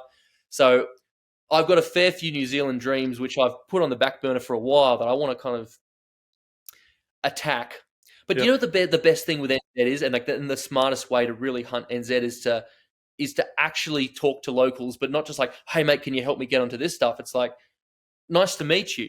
I'm an Australian hunter, just doing my thing. What are you into? Oh, you're into hunting too. Offering reciprocal kind of opportunities like that. I know many people who've done that. The New Zealand, rural community is one of the most hospitable I've ever come across in the world. They're just absolutely lovely. If you're just going to go over there and screw them over, well, then you won't last with them very much. But if you're going to be a friend and say, look, this is what we're up to, I was shocked I remember being at the side of the road near Hokitika, and I was just by myself in the middle of winter, just trying to work out some stuff on a paper doc map. And I go to this guy, knocks on the window. I'm like, and he was a bit scary, like a lot of beard, a lot of like specks of something which were more than just food in the beard. He's just like, how you going? I'm like, hey man. He's like, what chirp? I'm like, what does that mean? And he's like, what are you doing? I'm like, and I just come with a bit of an attitude, like, none of your business what I'm doing. But literally through the crazy eyes and all that, he just wanted to talk. And when he finally got to talking, he's like, there's all these chamois that come down into the beach from up there. They don't always hang up in the mountains. Sometimes they hang out down there. And one of the biggest chamois on the West Coast was shot over there. And it just pours it all out. It's like, oh, don't go to where the guidebook says to fish for trout. Go down that little creek that comes at the back of town there. There's monsters out there. But you know what I mean? Like that just came pouring forth. And that kind of stuff only happens. I took a mate of mine over to the bottom of the South Island, and I've got an uncle that lives over there that came with us, but he was only new into hunting, and he was from the North Island. We went down to the South Island, and we were having our last supper, so to speak, at the Hard Antler at Haast. Oh, yeah. Now, if you've been there, you'll know it. Won't be too dissimilar to what the rafters of your home look like, but it's covered in antlers. And when they heard an accent and they noticed that we were off hunting, man, we had a table of people around us offering all sorts of advice, where to go, how to go about it, what time of day they're coming down, whether they eat seaweed, whether they don't. And if you're not very lucky, when you come back, come and shout me a beer, and I'll take you down to the dump and you can shoot that 6.6 that's been living down there for 12 months sort of thing. Forget the helicopter, man. It's just around there at the tip. But you're right. Like if you put yourself out there, especially over there, they're not so precious about spots because they've got so much access and so much opportunity. They're more than willing to brag, to be honest. Yeah.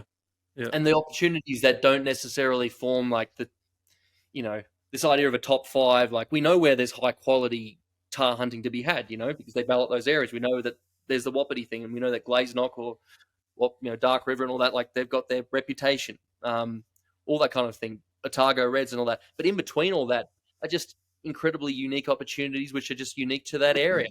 I mean, it's funny. Like my biggest New Zealand goal, which beats Wapiti out of the park, is a good whitetail from over there, and I know Stuart Island. Not easy.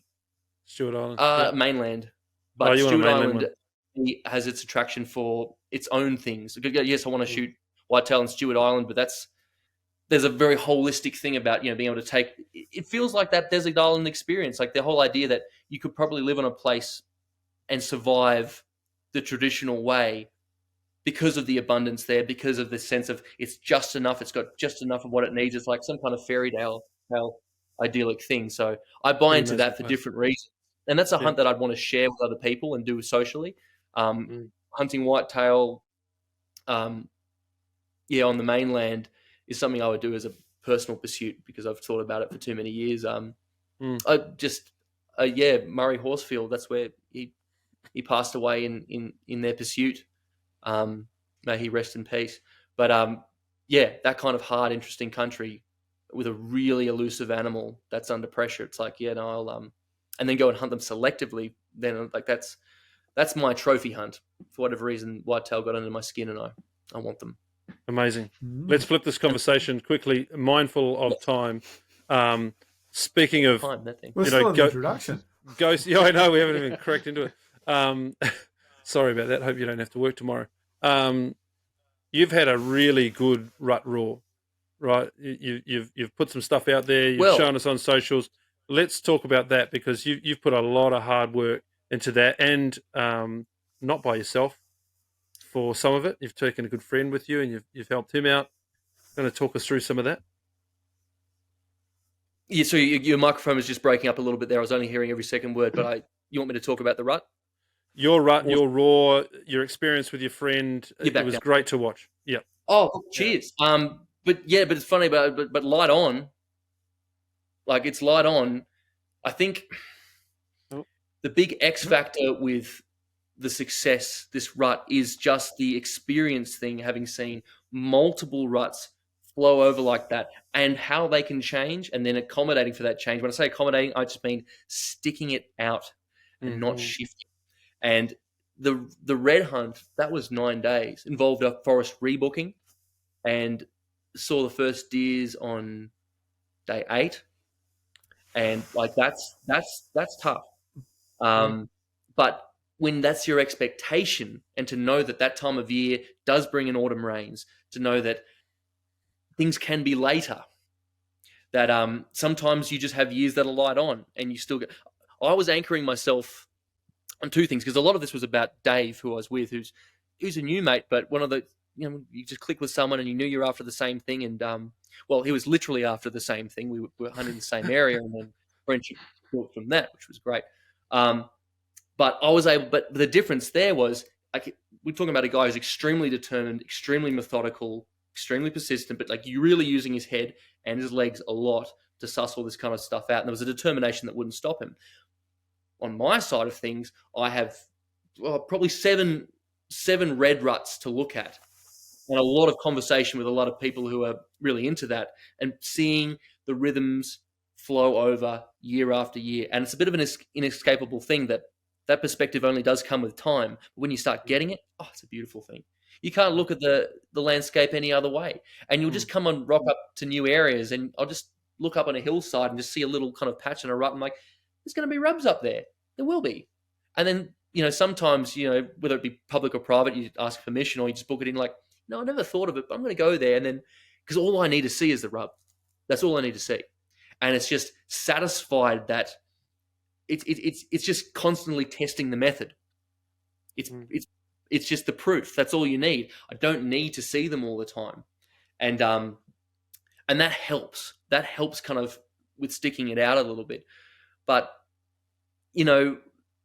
not seeing any rubs leading up into this raw at all in some areas, you're thinking, that hurts. Very different to the previous year, where there was literally hundreds. You think, all right, well, all you can do in those situations is like ask. It's not like, what's happened to all the deers? It's like, no, why has there been a change? Like, you just take advantage of that lack. You just take advantage of that lack, and you just have to go back to the square one and deconstruct topography and work out what offers them advantages there. It's like, well, what other areas, like, this is the thing, there'll be a lot of hunting areas which also have a national park area near it too, and you think, all right, well, yes, you're not going to go into the national park, obviously, but from a topographic map, you can say, well, that's probably got the same environmental factors that offer them something. Could they be there? Why would they be there? What reasons would they shift from there to somewhere else? And that's the only thing that kind of keeps you rebooking after day 7. A lot of wet weather in amongst it all.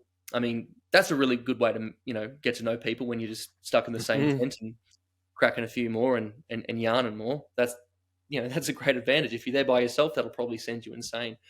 But knowing that weather systems like that initiate these big resets, where everything, no matter what stage they are in a rutting cycle, like, it's just agitated and cold and just needs to let themselves go. And we feel the same way. And there's one thing that I anchor myself to in these situations a lot is just like, how am I feeling? I am a mammal too. There's that many times where I've had like a midday nap and thought, I just wanted to stick it out on this hillside, just glass all day. And you're like, I'm agitated. I've got the shits, I want to stand up. And there's been more than a couple of instances in my life where that moment where I'm just like, I want to get up. And then you just see that the hair on the top of a back line just riffle and shuffle. And they're thinking the same thing too. They're getting agitated. They're a bit annoyed. And then you can extrapolate that out to like, all right, cool. Winter or windy. How do I feel? How do they feel? It's hot and you're thirsty. That's how they feel because that's how I feel. You can start to add those kind of factors in. It's just about being very much in touch with very basic need and yourself and kind of sharing that with them. All these different layers of it. And just, so you're not seeing animals, but you're just working with the bush that way. You've got, them all stacking on top of each other and you're just indulging it all.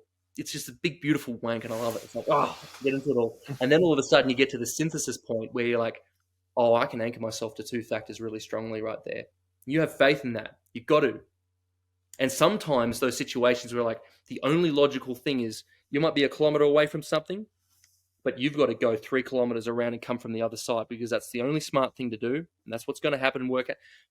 The moment you put in those hard yards at those points with an intelligent backing, it's sacred. It's just beautiful. And you get your animals. You get your animals. It's so this time, sorry, long yarn. I was lucky to get up because I broke my red rod up into chunks to hunt with different people, do different things.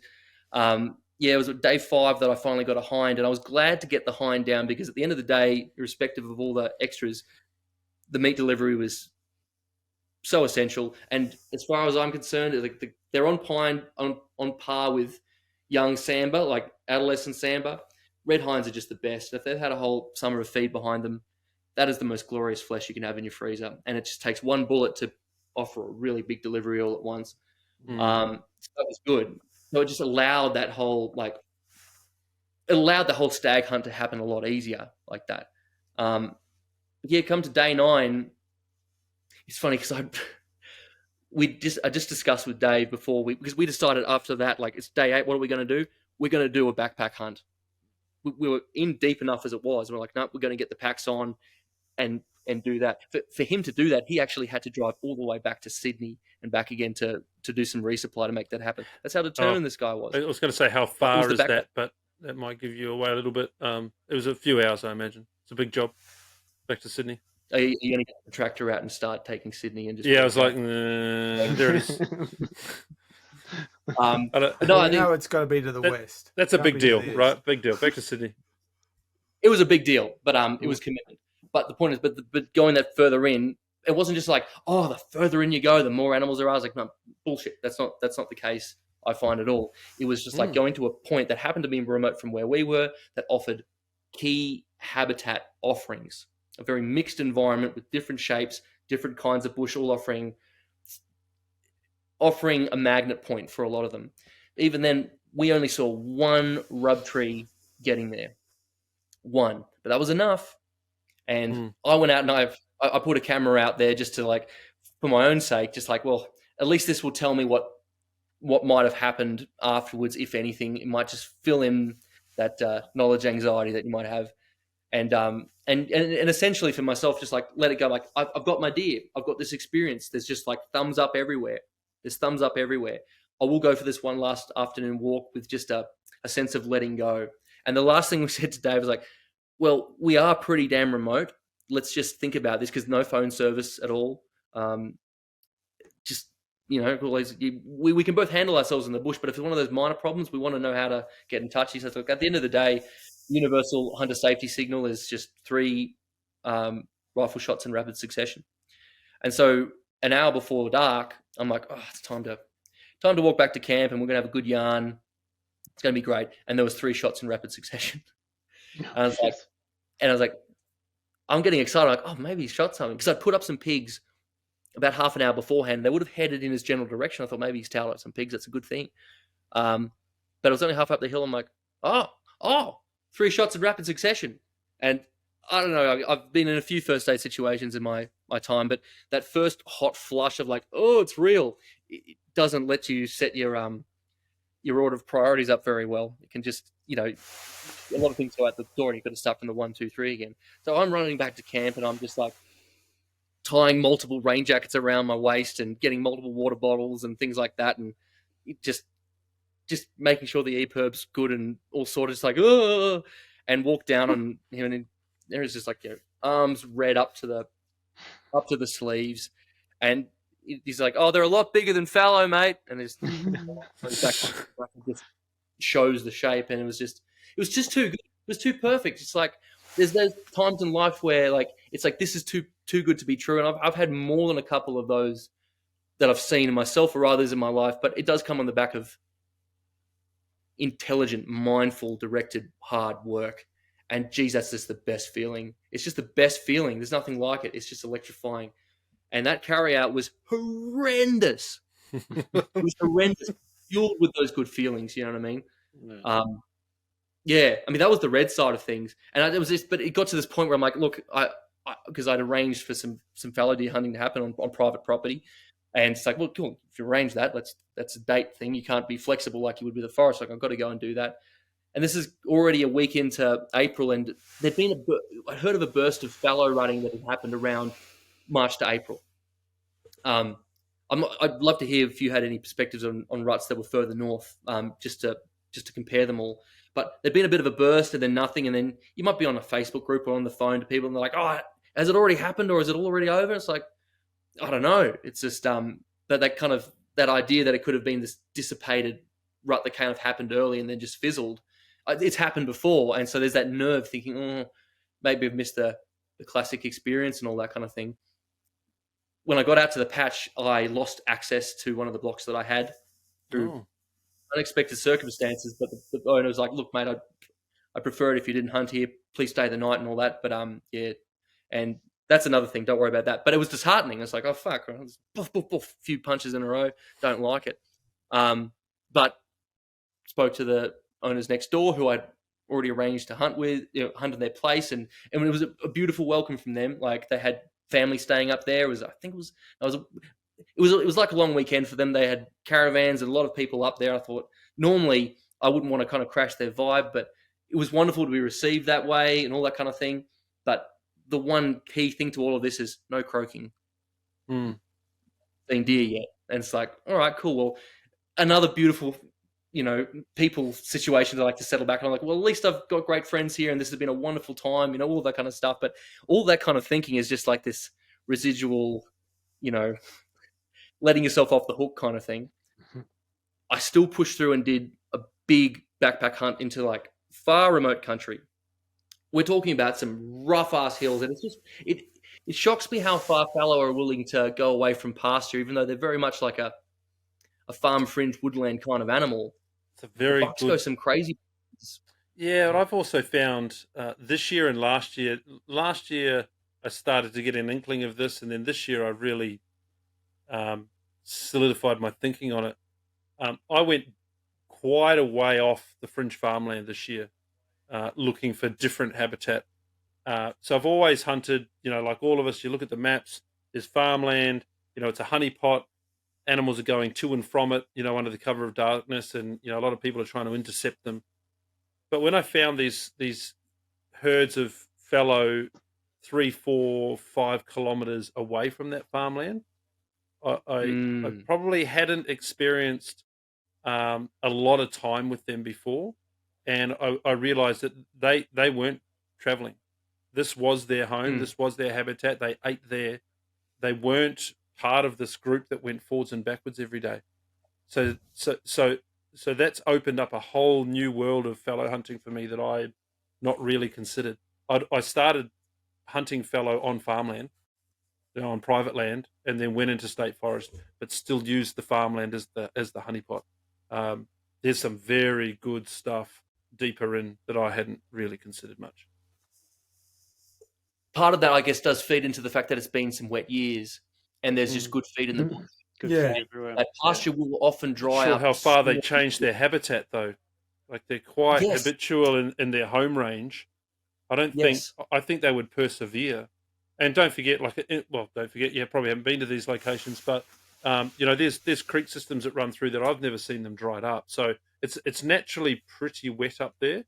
Yeah, it does have its dry time and does have its fires and things push things around. But it was just interesting. You could see these animals morning and night, day after day, in the same location. They weren't going back and forth. And that was cool. Very cool. It's funny, but if their needs are met, they'll get real lazy. That's it. Animals are wired to be, well, not lazy, but they're wired to do a return on investment on food. Yes. So they're not going to walk 5Ks through food to get to food. They're going to eat at the food that's at their feet. Yeah. So if all those needs are met within a location, they're not going to leave that location unless they're pushed off that location. Mm-hmm. Because for them it's a constant equation of how much energy do I need to expend to get energy in. Yeah. So that's what it always is. 100%. And so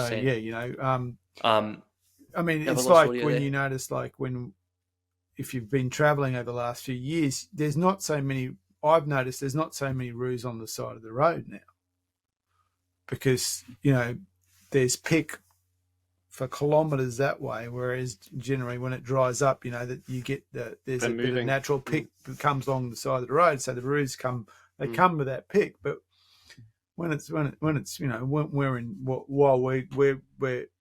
the good seasons are ending, but we've had such a 3 to 4 years of such good seasons, they just don't need to move. They don't need to pursue. I mean, that's why people say, like, when you hunt somewhere like the Pilliga, and people say, I saw goats at one end and they saw goats at the other end, and they say, do you think they're moving? And I said, I don't know if I'd go to work 35 kilometres just to stand with other goats. If they're pretty happy there, they're going to stay there. If they're unless there's a need for them to move.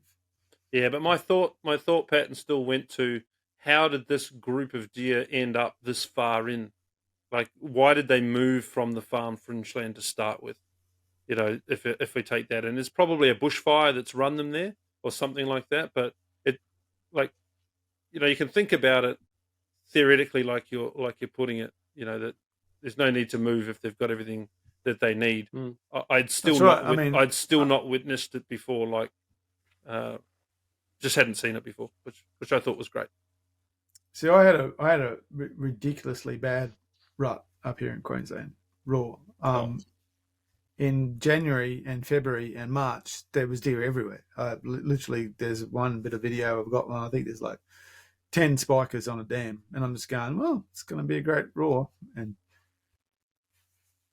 it just, the whole property denuded of deer. They just went. I don't know where you had a lot of people pressure though. Yeah, but even that did, the roaring that happened for 2 days was just up in the hills. They didn't come down. They were up in the hills, and even in May, when I finally saw a stag in May, after I've lost count of how many visits. I saw them, but at a kilometre away. When they were like 2 properties over, and I said, "Oh, there's stags there," and that was the first stags I saw. But if you didn't see any deer on that block, that means there were no hinds to bring the stags down. But the thing was, there was, before the rut, there was hinds everywhere. They moved on. That's it. I mean, I've got video. I got video of hinds everywhere, and then they're just gone.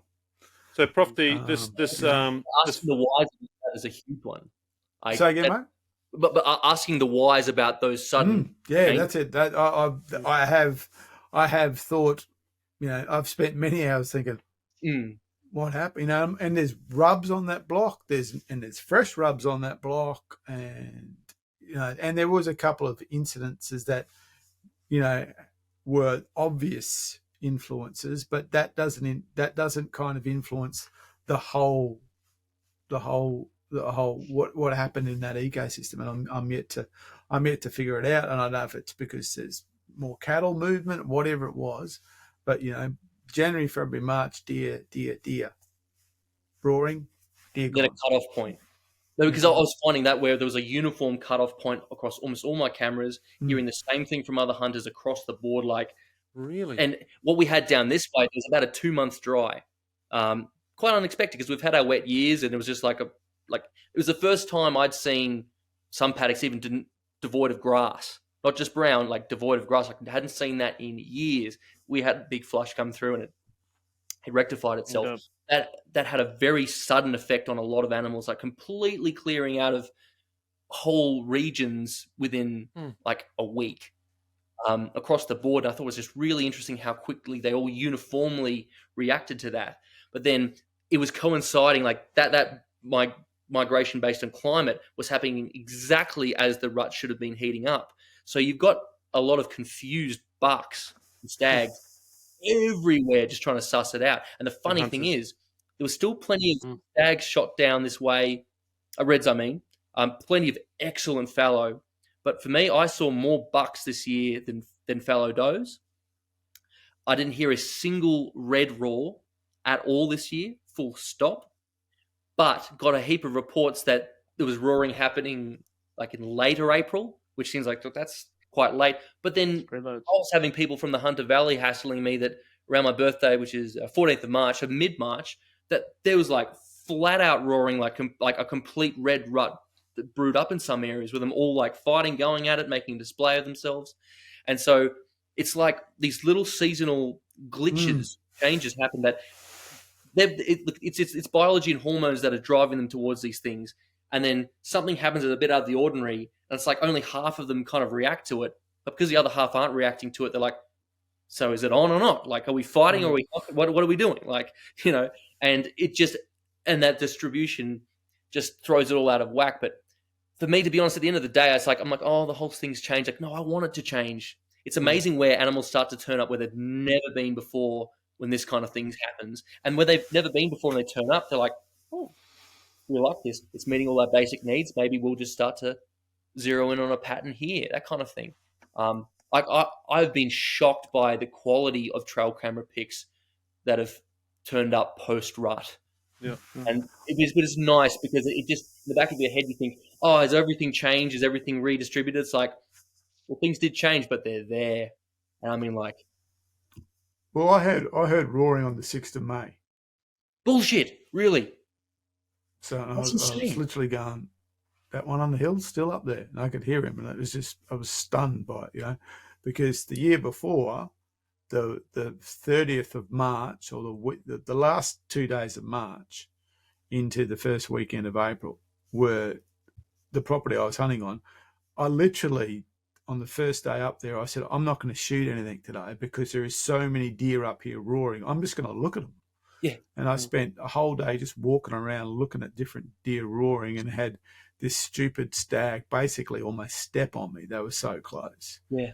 And then at the same time, the next year, denuded, and they didn't come in. They just seemed to stay up high, and that's it. So, that's. I mean, it's both frustrating, but it's frustratingly interesting to try and figure out why that happened. And I'm hoping what will happen is they'll come off the hills now into the flats to feed up over now that the rut is well. I saw on the 6th I heard a roar, and then on the following Friday, which was I suppose the 13th, I saw the two stags together. Oh well, that's it. They're finished up. So, and they were feeding out in the open. They were walking along on a high ridge on a property, two properties over on a high ridge, just feeding. And as luck would have it, as I was leaving, I was actually talking to Ian. I said, I've got to get off the phone. One of the property owners is on the street. So I pulled over and introduced myself to this guy. And he said, no, you want to speak to the property owner next door, and gave me her name. So I'm going to go see her next time I'm up to see if I can get access, because they were on her ridge. Take chocolate. That's exactly right. Whereas I found in the fallow rut, public land, Hanging Rock Nundle, it was a textbook rut for the fallow. We were there. We had to be there pre-rut because that was the timing that worked for us. So we were there 2nd to the 10th, and the fallow bucks that I had interacted with over the last 4 or 5 years in the same place. All my photos, all the animals I've taken, all somewhere around the 14th to the 16th. And we started to see, so when we arrived on the 2nd, we were bumping into stupid young bucks all over the place. Everything that was shot was a buck. That's basically what was out there being dumb. And the last 2 days of being there, the big fellas showed up. the croaking started, the big guys arrived, and we left because that was the end of our booking. And watching the social channels of what was going on in there, the rut picked up that week on cue, as it has done perfectly every year. So yeah, interesting. Just a weather pattern obviously is throwing a whole bunch of stuff off for you, but yeah, certainly there it was identical to other years, which was good. Yeah, I mean, and of course, then there's always the I think one of the joys of it is that we try to kind of project some kind of logic onto something that it's illogical. That has no interest in our considerations of it other than its predation. The only thing it worries about is if we're going to eat it. So and we try to project. Oh, why did this happen? What was that deer doing? Like I was hunting Nundle last year in winter because I go down in winter with my son, and the first day we shot a deer, and the second day we went out, and I just took my boy with me, and I shot basically a little fallow at the car. We'd gone for a walk for a couple of hours, and he was starting to tire out. And how I know he's starting to tire out is his concentration's going. So he's in the track in front of me dancing, and he's got, because I insisted he wears earmuffs because I don't want him to be deaf like his old man. He's got earmuffs on and he's dancing in the track. And I look past him and I can see our car, and then I can see the deer standing at our car. So I kind of start trying to call his name, but of course he can't hear me because he's got earmuffs on. So I slowly grab him and stop him, and he kind of deer up there, and I had to wait for it to actually move away from the car, but I can shoot it. So at one stage I could look through the driver's side window and the passenger side window and see it standing at the passenger side door. I said, it's just bloody there. And I had to so I went, I'm not going to take a shot and go put a 308 through the truck. So I had to go wide. And so it was on one side of the car, and I was like, like when you're hiding for someone behind it, and I had to go wide, and it must have picked up my movement, and it finally moved away from the car, and then it did it moved 30 meters, and it then went doink, doink, doink, and did that, that bounce they do, and it stopped. I went, got it. So we literally went, back the truck through the scrub, dropped the tailgate. I grabbed him, stood him on the tailgate. We put it in the day, and we drove back to camp. So. And there was a guy we hunted with once at Nundle years ago, and he shot two fellow at his car. He literally walked back and they were standing in his car, and he shot both of them. Yeah, I've come back more than once, and they've thrashed the blue gums all around where I've parked as I've been hunting elsewhere. It's just the way they work up there. Yeah. So my raw chasing reds was actually influenced by humans, whereas the property next door to where I was hunting, my block, actually put up a 2-meter deer fence, and they fenced in 3,000 acres of their property, and whatever deer was inside there is inside there, and actually blocked the natural migration of those red deer. Because I was sitting next to that fence, I could hear them roaring, and down comes the fence of these big 6.6s trying to get through onto the block that I'm on, and they couldn't get through. Their natural migration path was actually blocked. So it was actually interesting to watch that, a human introduced object can actually influence the deer, because the only deer that I saw on my block, two, one of which I shot, were actually very, very young. All the big deer were on the other side of the fence. He was quite lucky. You must have put a lot of apples out before that fence went up. So it shows you that humans can have a big influence on the deer migration paths. Oh, yeah. I mean, we were once at Pilliga, and we were driving back from Pilliga West to Pilliga East. So we were camping in Pilliga East, and we had the permit for both East and West, and we'd gone to West, and it's an hour drive from camp. So we're coming back in the evening, and as you come back through the West, you go through very, very good cropping country, and then you get into that marginal country, and then you hit the state forest. And just on that marginal, so just before butting up against the state forest line, it's dusk. It's not dark, but it's, the light's fading. We've been out for a whole day chasing goats. We've got a couple, and you look into this paddock, and there's there's 1,000 goats in this paddock. And we're just going, and we pull over and we're looking, and you can just see it's a salt lick or something. I can't tell exactly what it is, but there's this big shape, and they're just all nose into this big shape in the middle of this otherwise scrubby paddock. And this guy this car goes past and stops and goes, "What are you doing?" I go, "Well, look at these goats." He goes, "Well, they're my goats." And I go, "Yeah, okay, buddy, we're still looking at them." And he goes, "That's right."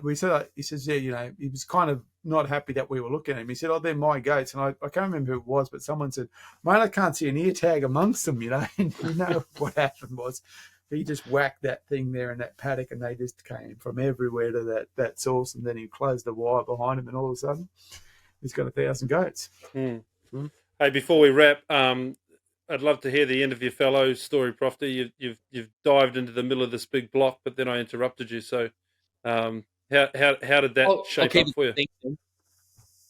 Oh, well, all of a sudden there was a lot of nighttime croaking, but not anywhere close to where I was. Imagine what big mountainous country looks like, and it's only at the very bottom where there's pasture and things like that. Not on the property that I had access to, but there was rubs all through where I was at. So that obviously was spending a lot of late summer, the early transition from velvet into hard antler up in these hills, and had shifted down. Just like Mark was saying before about hinds disappearing. Well, this was one of these areas which normally holds, there's always going to be pockets of does everywhere. Not the case. They'd buggered off and probably gone down to this lower country for whatever reason. So there was 3.5 days of that. And it got to this pinch point where, because I'd seen a few animals right down on property I didn't have access to, just, browsing the menus kind of thing, and was getting really exhausted because these hills, it was rough country, just as rough as some of the red country that I was hunting. And I took a phone call when I got to the reception point of altitude and spoke to someone, yarned to him about it, whatever, just kept going. And then I realized I left my camera somewhere in the dark on the hillside. It's right, I'm really starting to drop the ball a bit.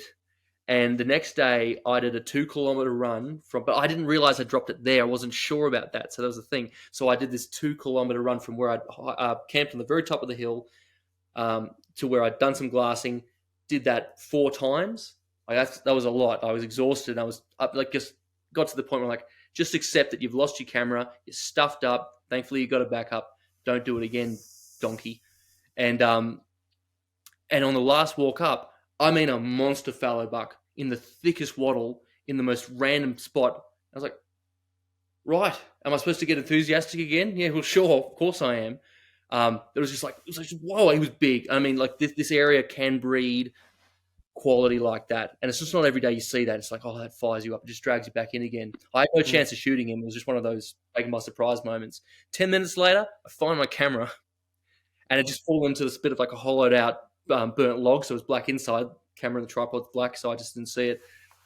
Whatever. But if I hadn't lost that camera, I wouldn't have had that moment. Anyway, I went to where I'd seen the buck and just traced it back. And there was this line of very subtle but noticeable green rubs on just little shrubs where he'd shifted in. And for whatever reason, I just decided, no, time to go back up into the hills.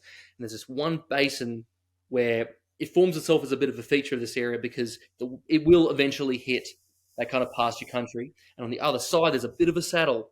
So it's enough for that to be a transition zone into the whole other side of the range, farms well on the other side of the area, a whole new district kind of thing.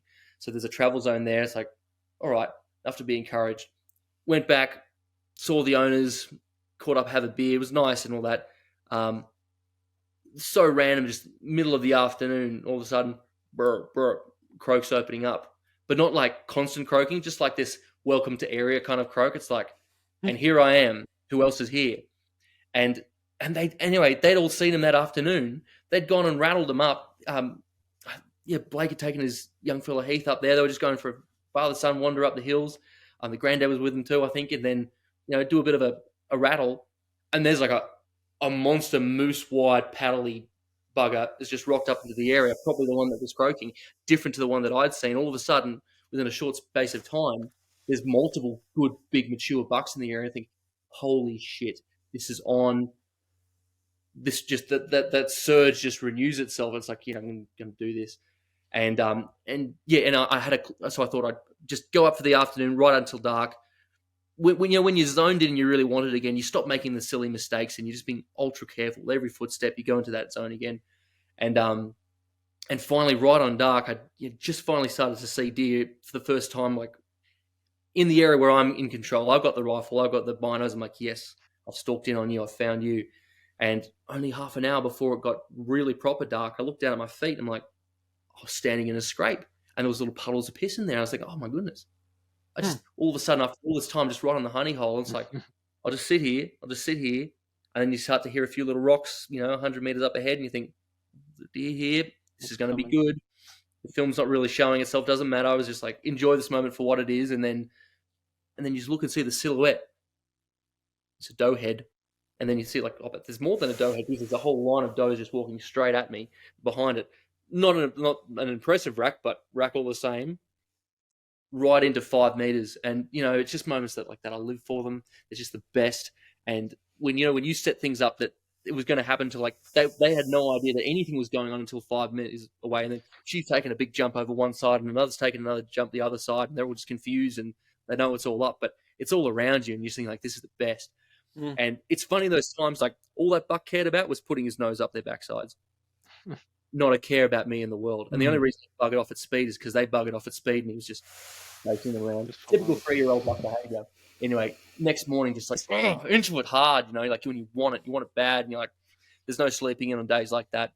And then immediately, 4 a.m., hear a little croak up in the distance, and that's good, stuff's happening. There's going to be a bit of unison here because it's not one of those croaks and leave it. It's like proper consistent croaking. And then I heard one from right up that big basin I described. I'm like, all right, so stuff's happening both sides of me. And then big fella opened up right in the middle of this, basically right in the center of the block, but right in the middle of this basin. And you think, that's basically where I'd lost the camera. I had crisscrossed there a million times looking for that camera. And the days prior, just getting up into there, checking out country and all that, I'd been in there. And all of a sudden, they've just rocked up in there. Oh, it's insane. But when this kind of really rocky country has sound in it, those echoes are, it's worse than we were dealing with before we started the podcast, but with great, you think they're really close and then they sound really far away, working all that out. So just methodical kind of shift in. I'm trying to be really distant because I had some good new binoculars I was using. I was like, when you've got a lift and capacity and you use them disciplinedly, just tearing apart everything and thinking, I will see you before you see me. I at least want that advantage. And then hearing the sticks behind you breaking, and dialing in on exactly the same croaks. That big moosey fellow that the property owners had rattled in with their son.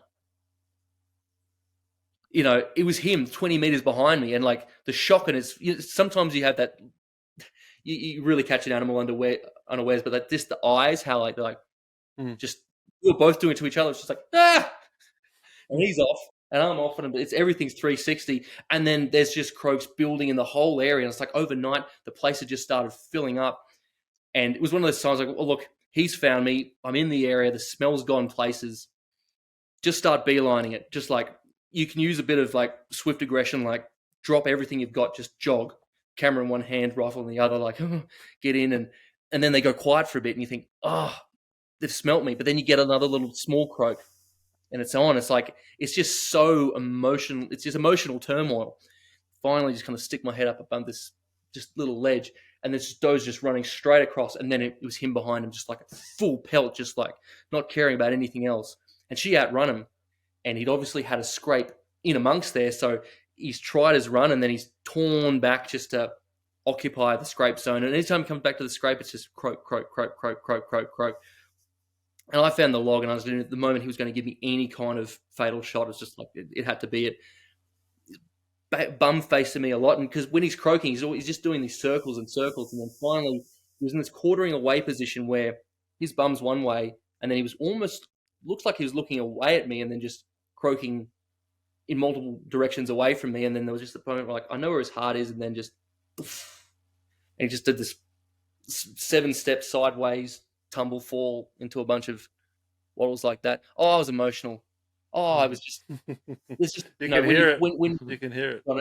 It out because there was every chance that wasn't going to happen that morning, and you choose to be there anyway. It's and he's not a bad buck either. He's not. I'll show you. He's not a bad buck. No, he's not a bad buck. He'll do. Slowly buck. Bloody It's hell. really nice. This is the kind of quality that Beauty. lower, highly valued populations can produce when, like, you know, the area's not completely thick with deer. These guys can survive, you know. They'll live up in that rough kind of country, like you were saying. Like, if they can hack it up there, they'll stick it out up there and then give themselves away, you know. I could go on for days, guys. You know that, so I'll just leave it. That's It was beautiful. Great, right? What day was that? Stunning book. What day was that? Day 6. For that, it's been 5.5, halfway through day 6. If you're listening to this, because you're listening to this and you've made it to 2.5 hours through this process, listening to this part of the story, most people, I have to say, after day 2 are moving spots. Day 3 maybe, not seeing any activity. They're picking and they're moving somewhere else. They're going to go and try and find somewhere else if nothing's going on. You're talking about on your red deer, day 8 before you're seeing rubs and finding habitat, and here you're talking about day 5 before you're actually getting in on the action. Man, there's some stickability there. It's easy to look at people that put their stuff out on social media and go, that guy's just got all the access. Like, he's got all the luck, he's got all the access.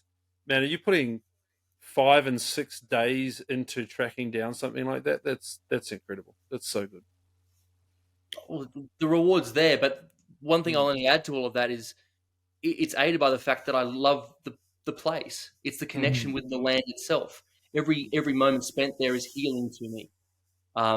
That is my natural habitat, and so it's not all just an endurance exercise. You know what I mean? Like, once you let go of, you know, the desires are strong. Don't get me wrong; they're all encompassing, but time spent in the Australian bush for any reason by any person is a good thing. It's a good thing, that reconnection. And I don't mean just as an observer, I mean participating, being there. And that can be as simple as sitting down and feeling the grass, just off the boardwalk, if you know what I mean, and self-determined. You know, it's it's what our bush is here for. We are part of our land, whether we like it or not, whether we've moved away from it or not. We are creatures that live on this land. And we're very privileged to have it. Absolutely. Yeah, absolutely. We're unbelievably privileged and lucky to have it. Yeah. I think that's a good note to end this discussion, fellas. Any final? Really quick things. I'm coming back to you, last Profty. You're more than welcome to hold those too. Mark and Jono, any last quick questions before we round out? Dan's got something to say. Let him say it. All right. Yeah, let's listen to what he has to say. Take us out, Profty. Thanks, mate. No worries. Just thanks to all three of you. Great to meet you. You haven't lived yet until you've hunted mountain ducks over decoys on big open crop country. It's the most sacred experience. I want everyone to feel it. And the second thing, I just want to say a big shout out to Frank. I know he's a really big supporter of this podcast. He actually invited me to come up and join you guys at Nundle. But I had other plans. I was hunting some reds and all that. But, you know, when you got guys like that in our community who are so damn positive, maximum respect to you, brother. Keep it natural. I look forward to bumping into you again soon, man. Take it easy. Frank is a legend. Yeah, good stuff. Absolute legend. All right. Well, thanks again, mate. It's been great catching up to. It's been a while in the making. We've dodged each other's calendars a fair bit, but we've finally made it. So thanks very much for joining us tonight. It's been amazing. And yeah, I wanted to say thanks, mate. I've watched a lot of your videos and your passion for public land hunting, saying that it's available for everyone out there, because it is. If you put in the hard yards, you're going to be successful, and you've reiterated that tonight. So thank you. Keep the content coming. We love it. Will do. Thank you very much for the encouragement. We've been speaking for a long time now, mate. And remember that I think it was through Ned Macon, actually, that we first... Remember when Ned used to be... Go. And he did that. He did the story. He did that thing like he used to do, public land hunters, and he did one on you, and then he did one on me, like a little one piece. Really glad you reminded me of that, because I haven't actually met Ned yet, and I think I would be very fortunate to. He's a great advocate. He did. He when he was he was working for the game council at the time. He used to do this write up, and I remember you were in one of the write ups, and then he reached out to me, and I've still got a copy of it. Actually, he did a write up on us, and I thought that's probably the first time we started chatting about things. So it's been a long journey, mate, and it's been something worthwhile to just watch it all unfold. So just keep going. Big cheers, brother. I'll shake all your hands one day, guys, and hopefully that's soon. Look forward to it. No worries. Thanks, mate. Cool. Good on you. Thank you very much. That's us. Cool. See you, mate. Catch ya. Have a good week.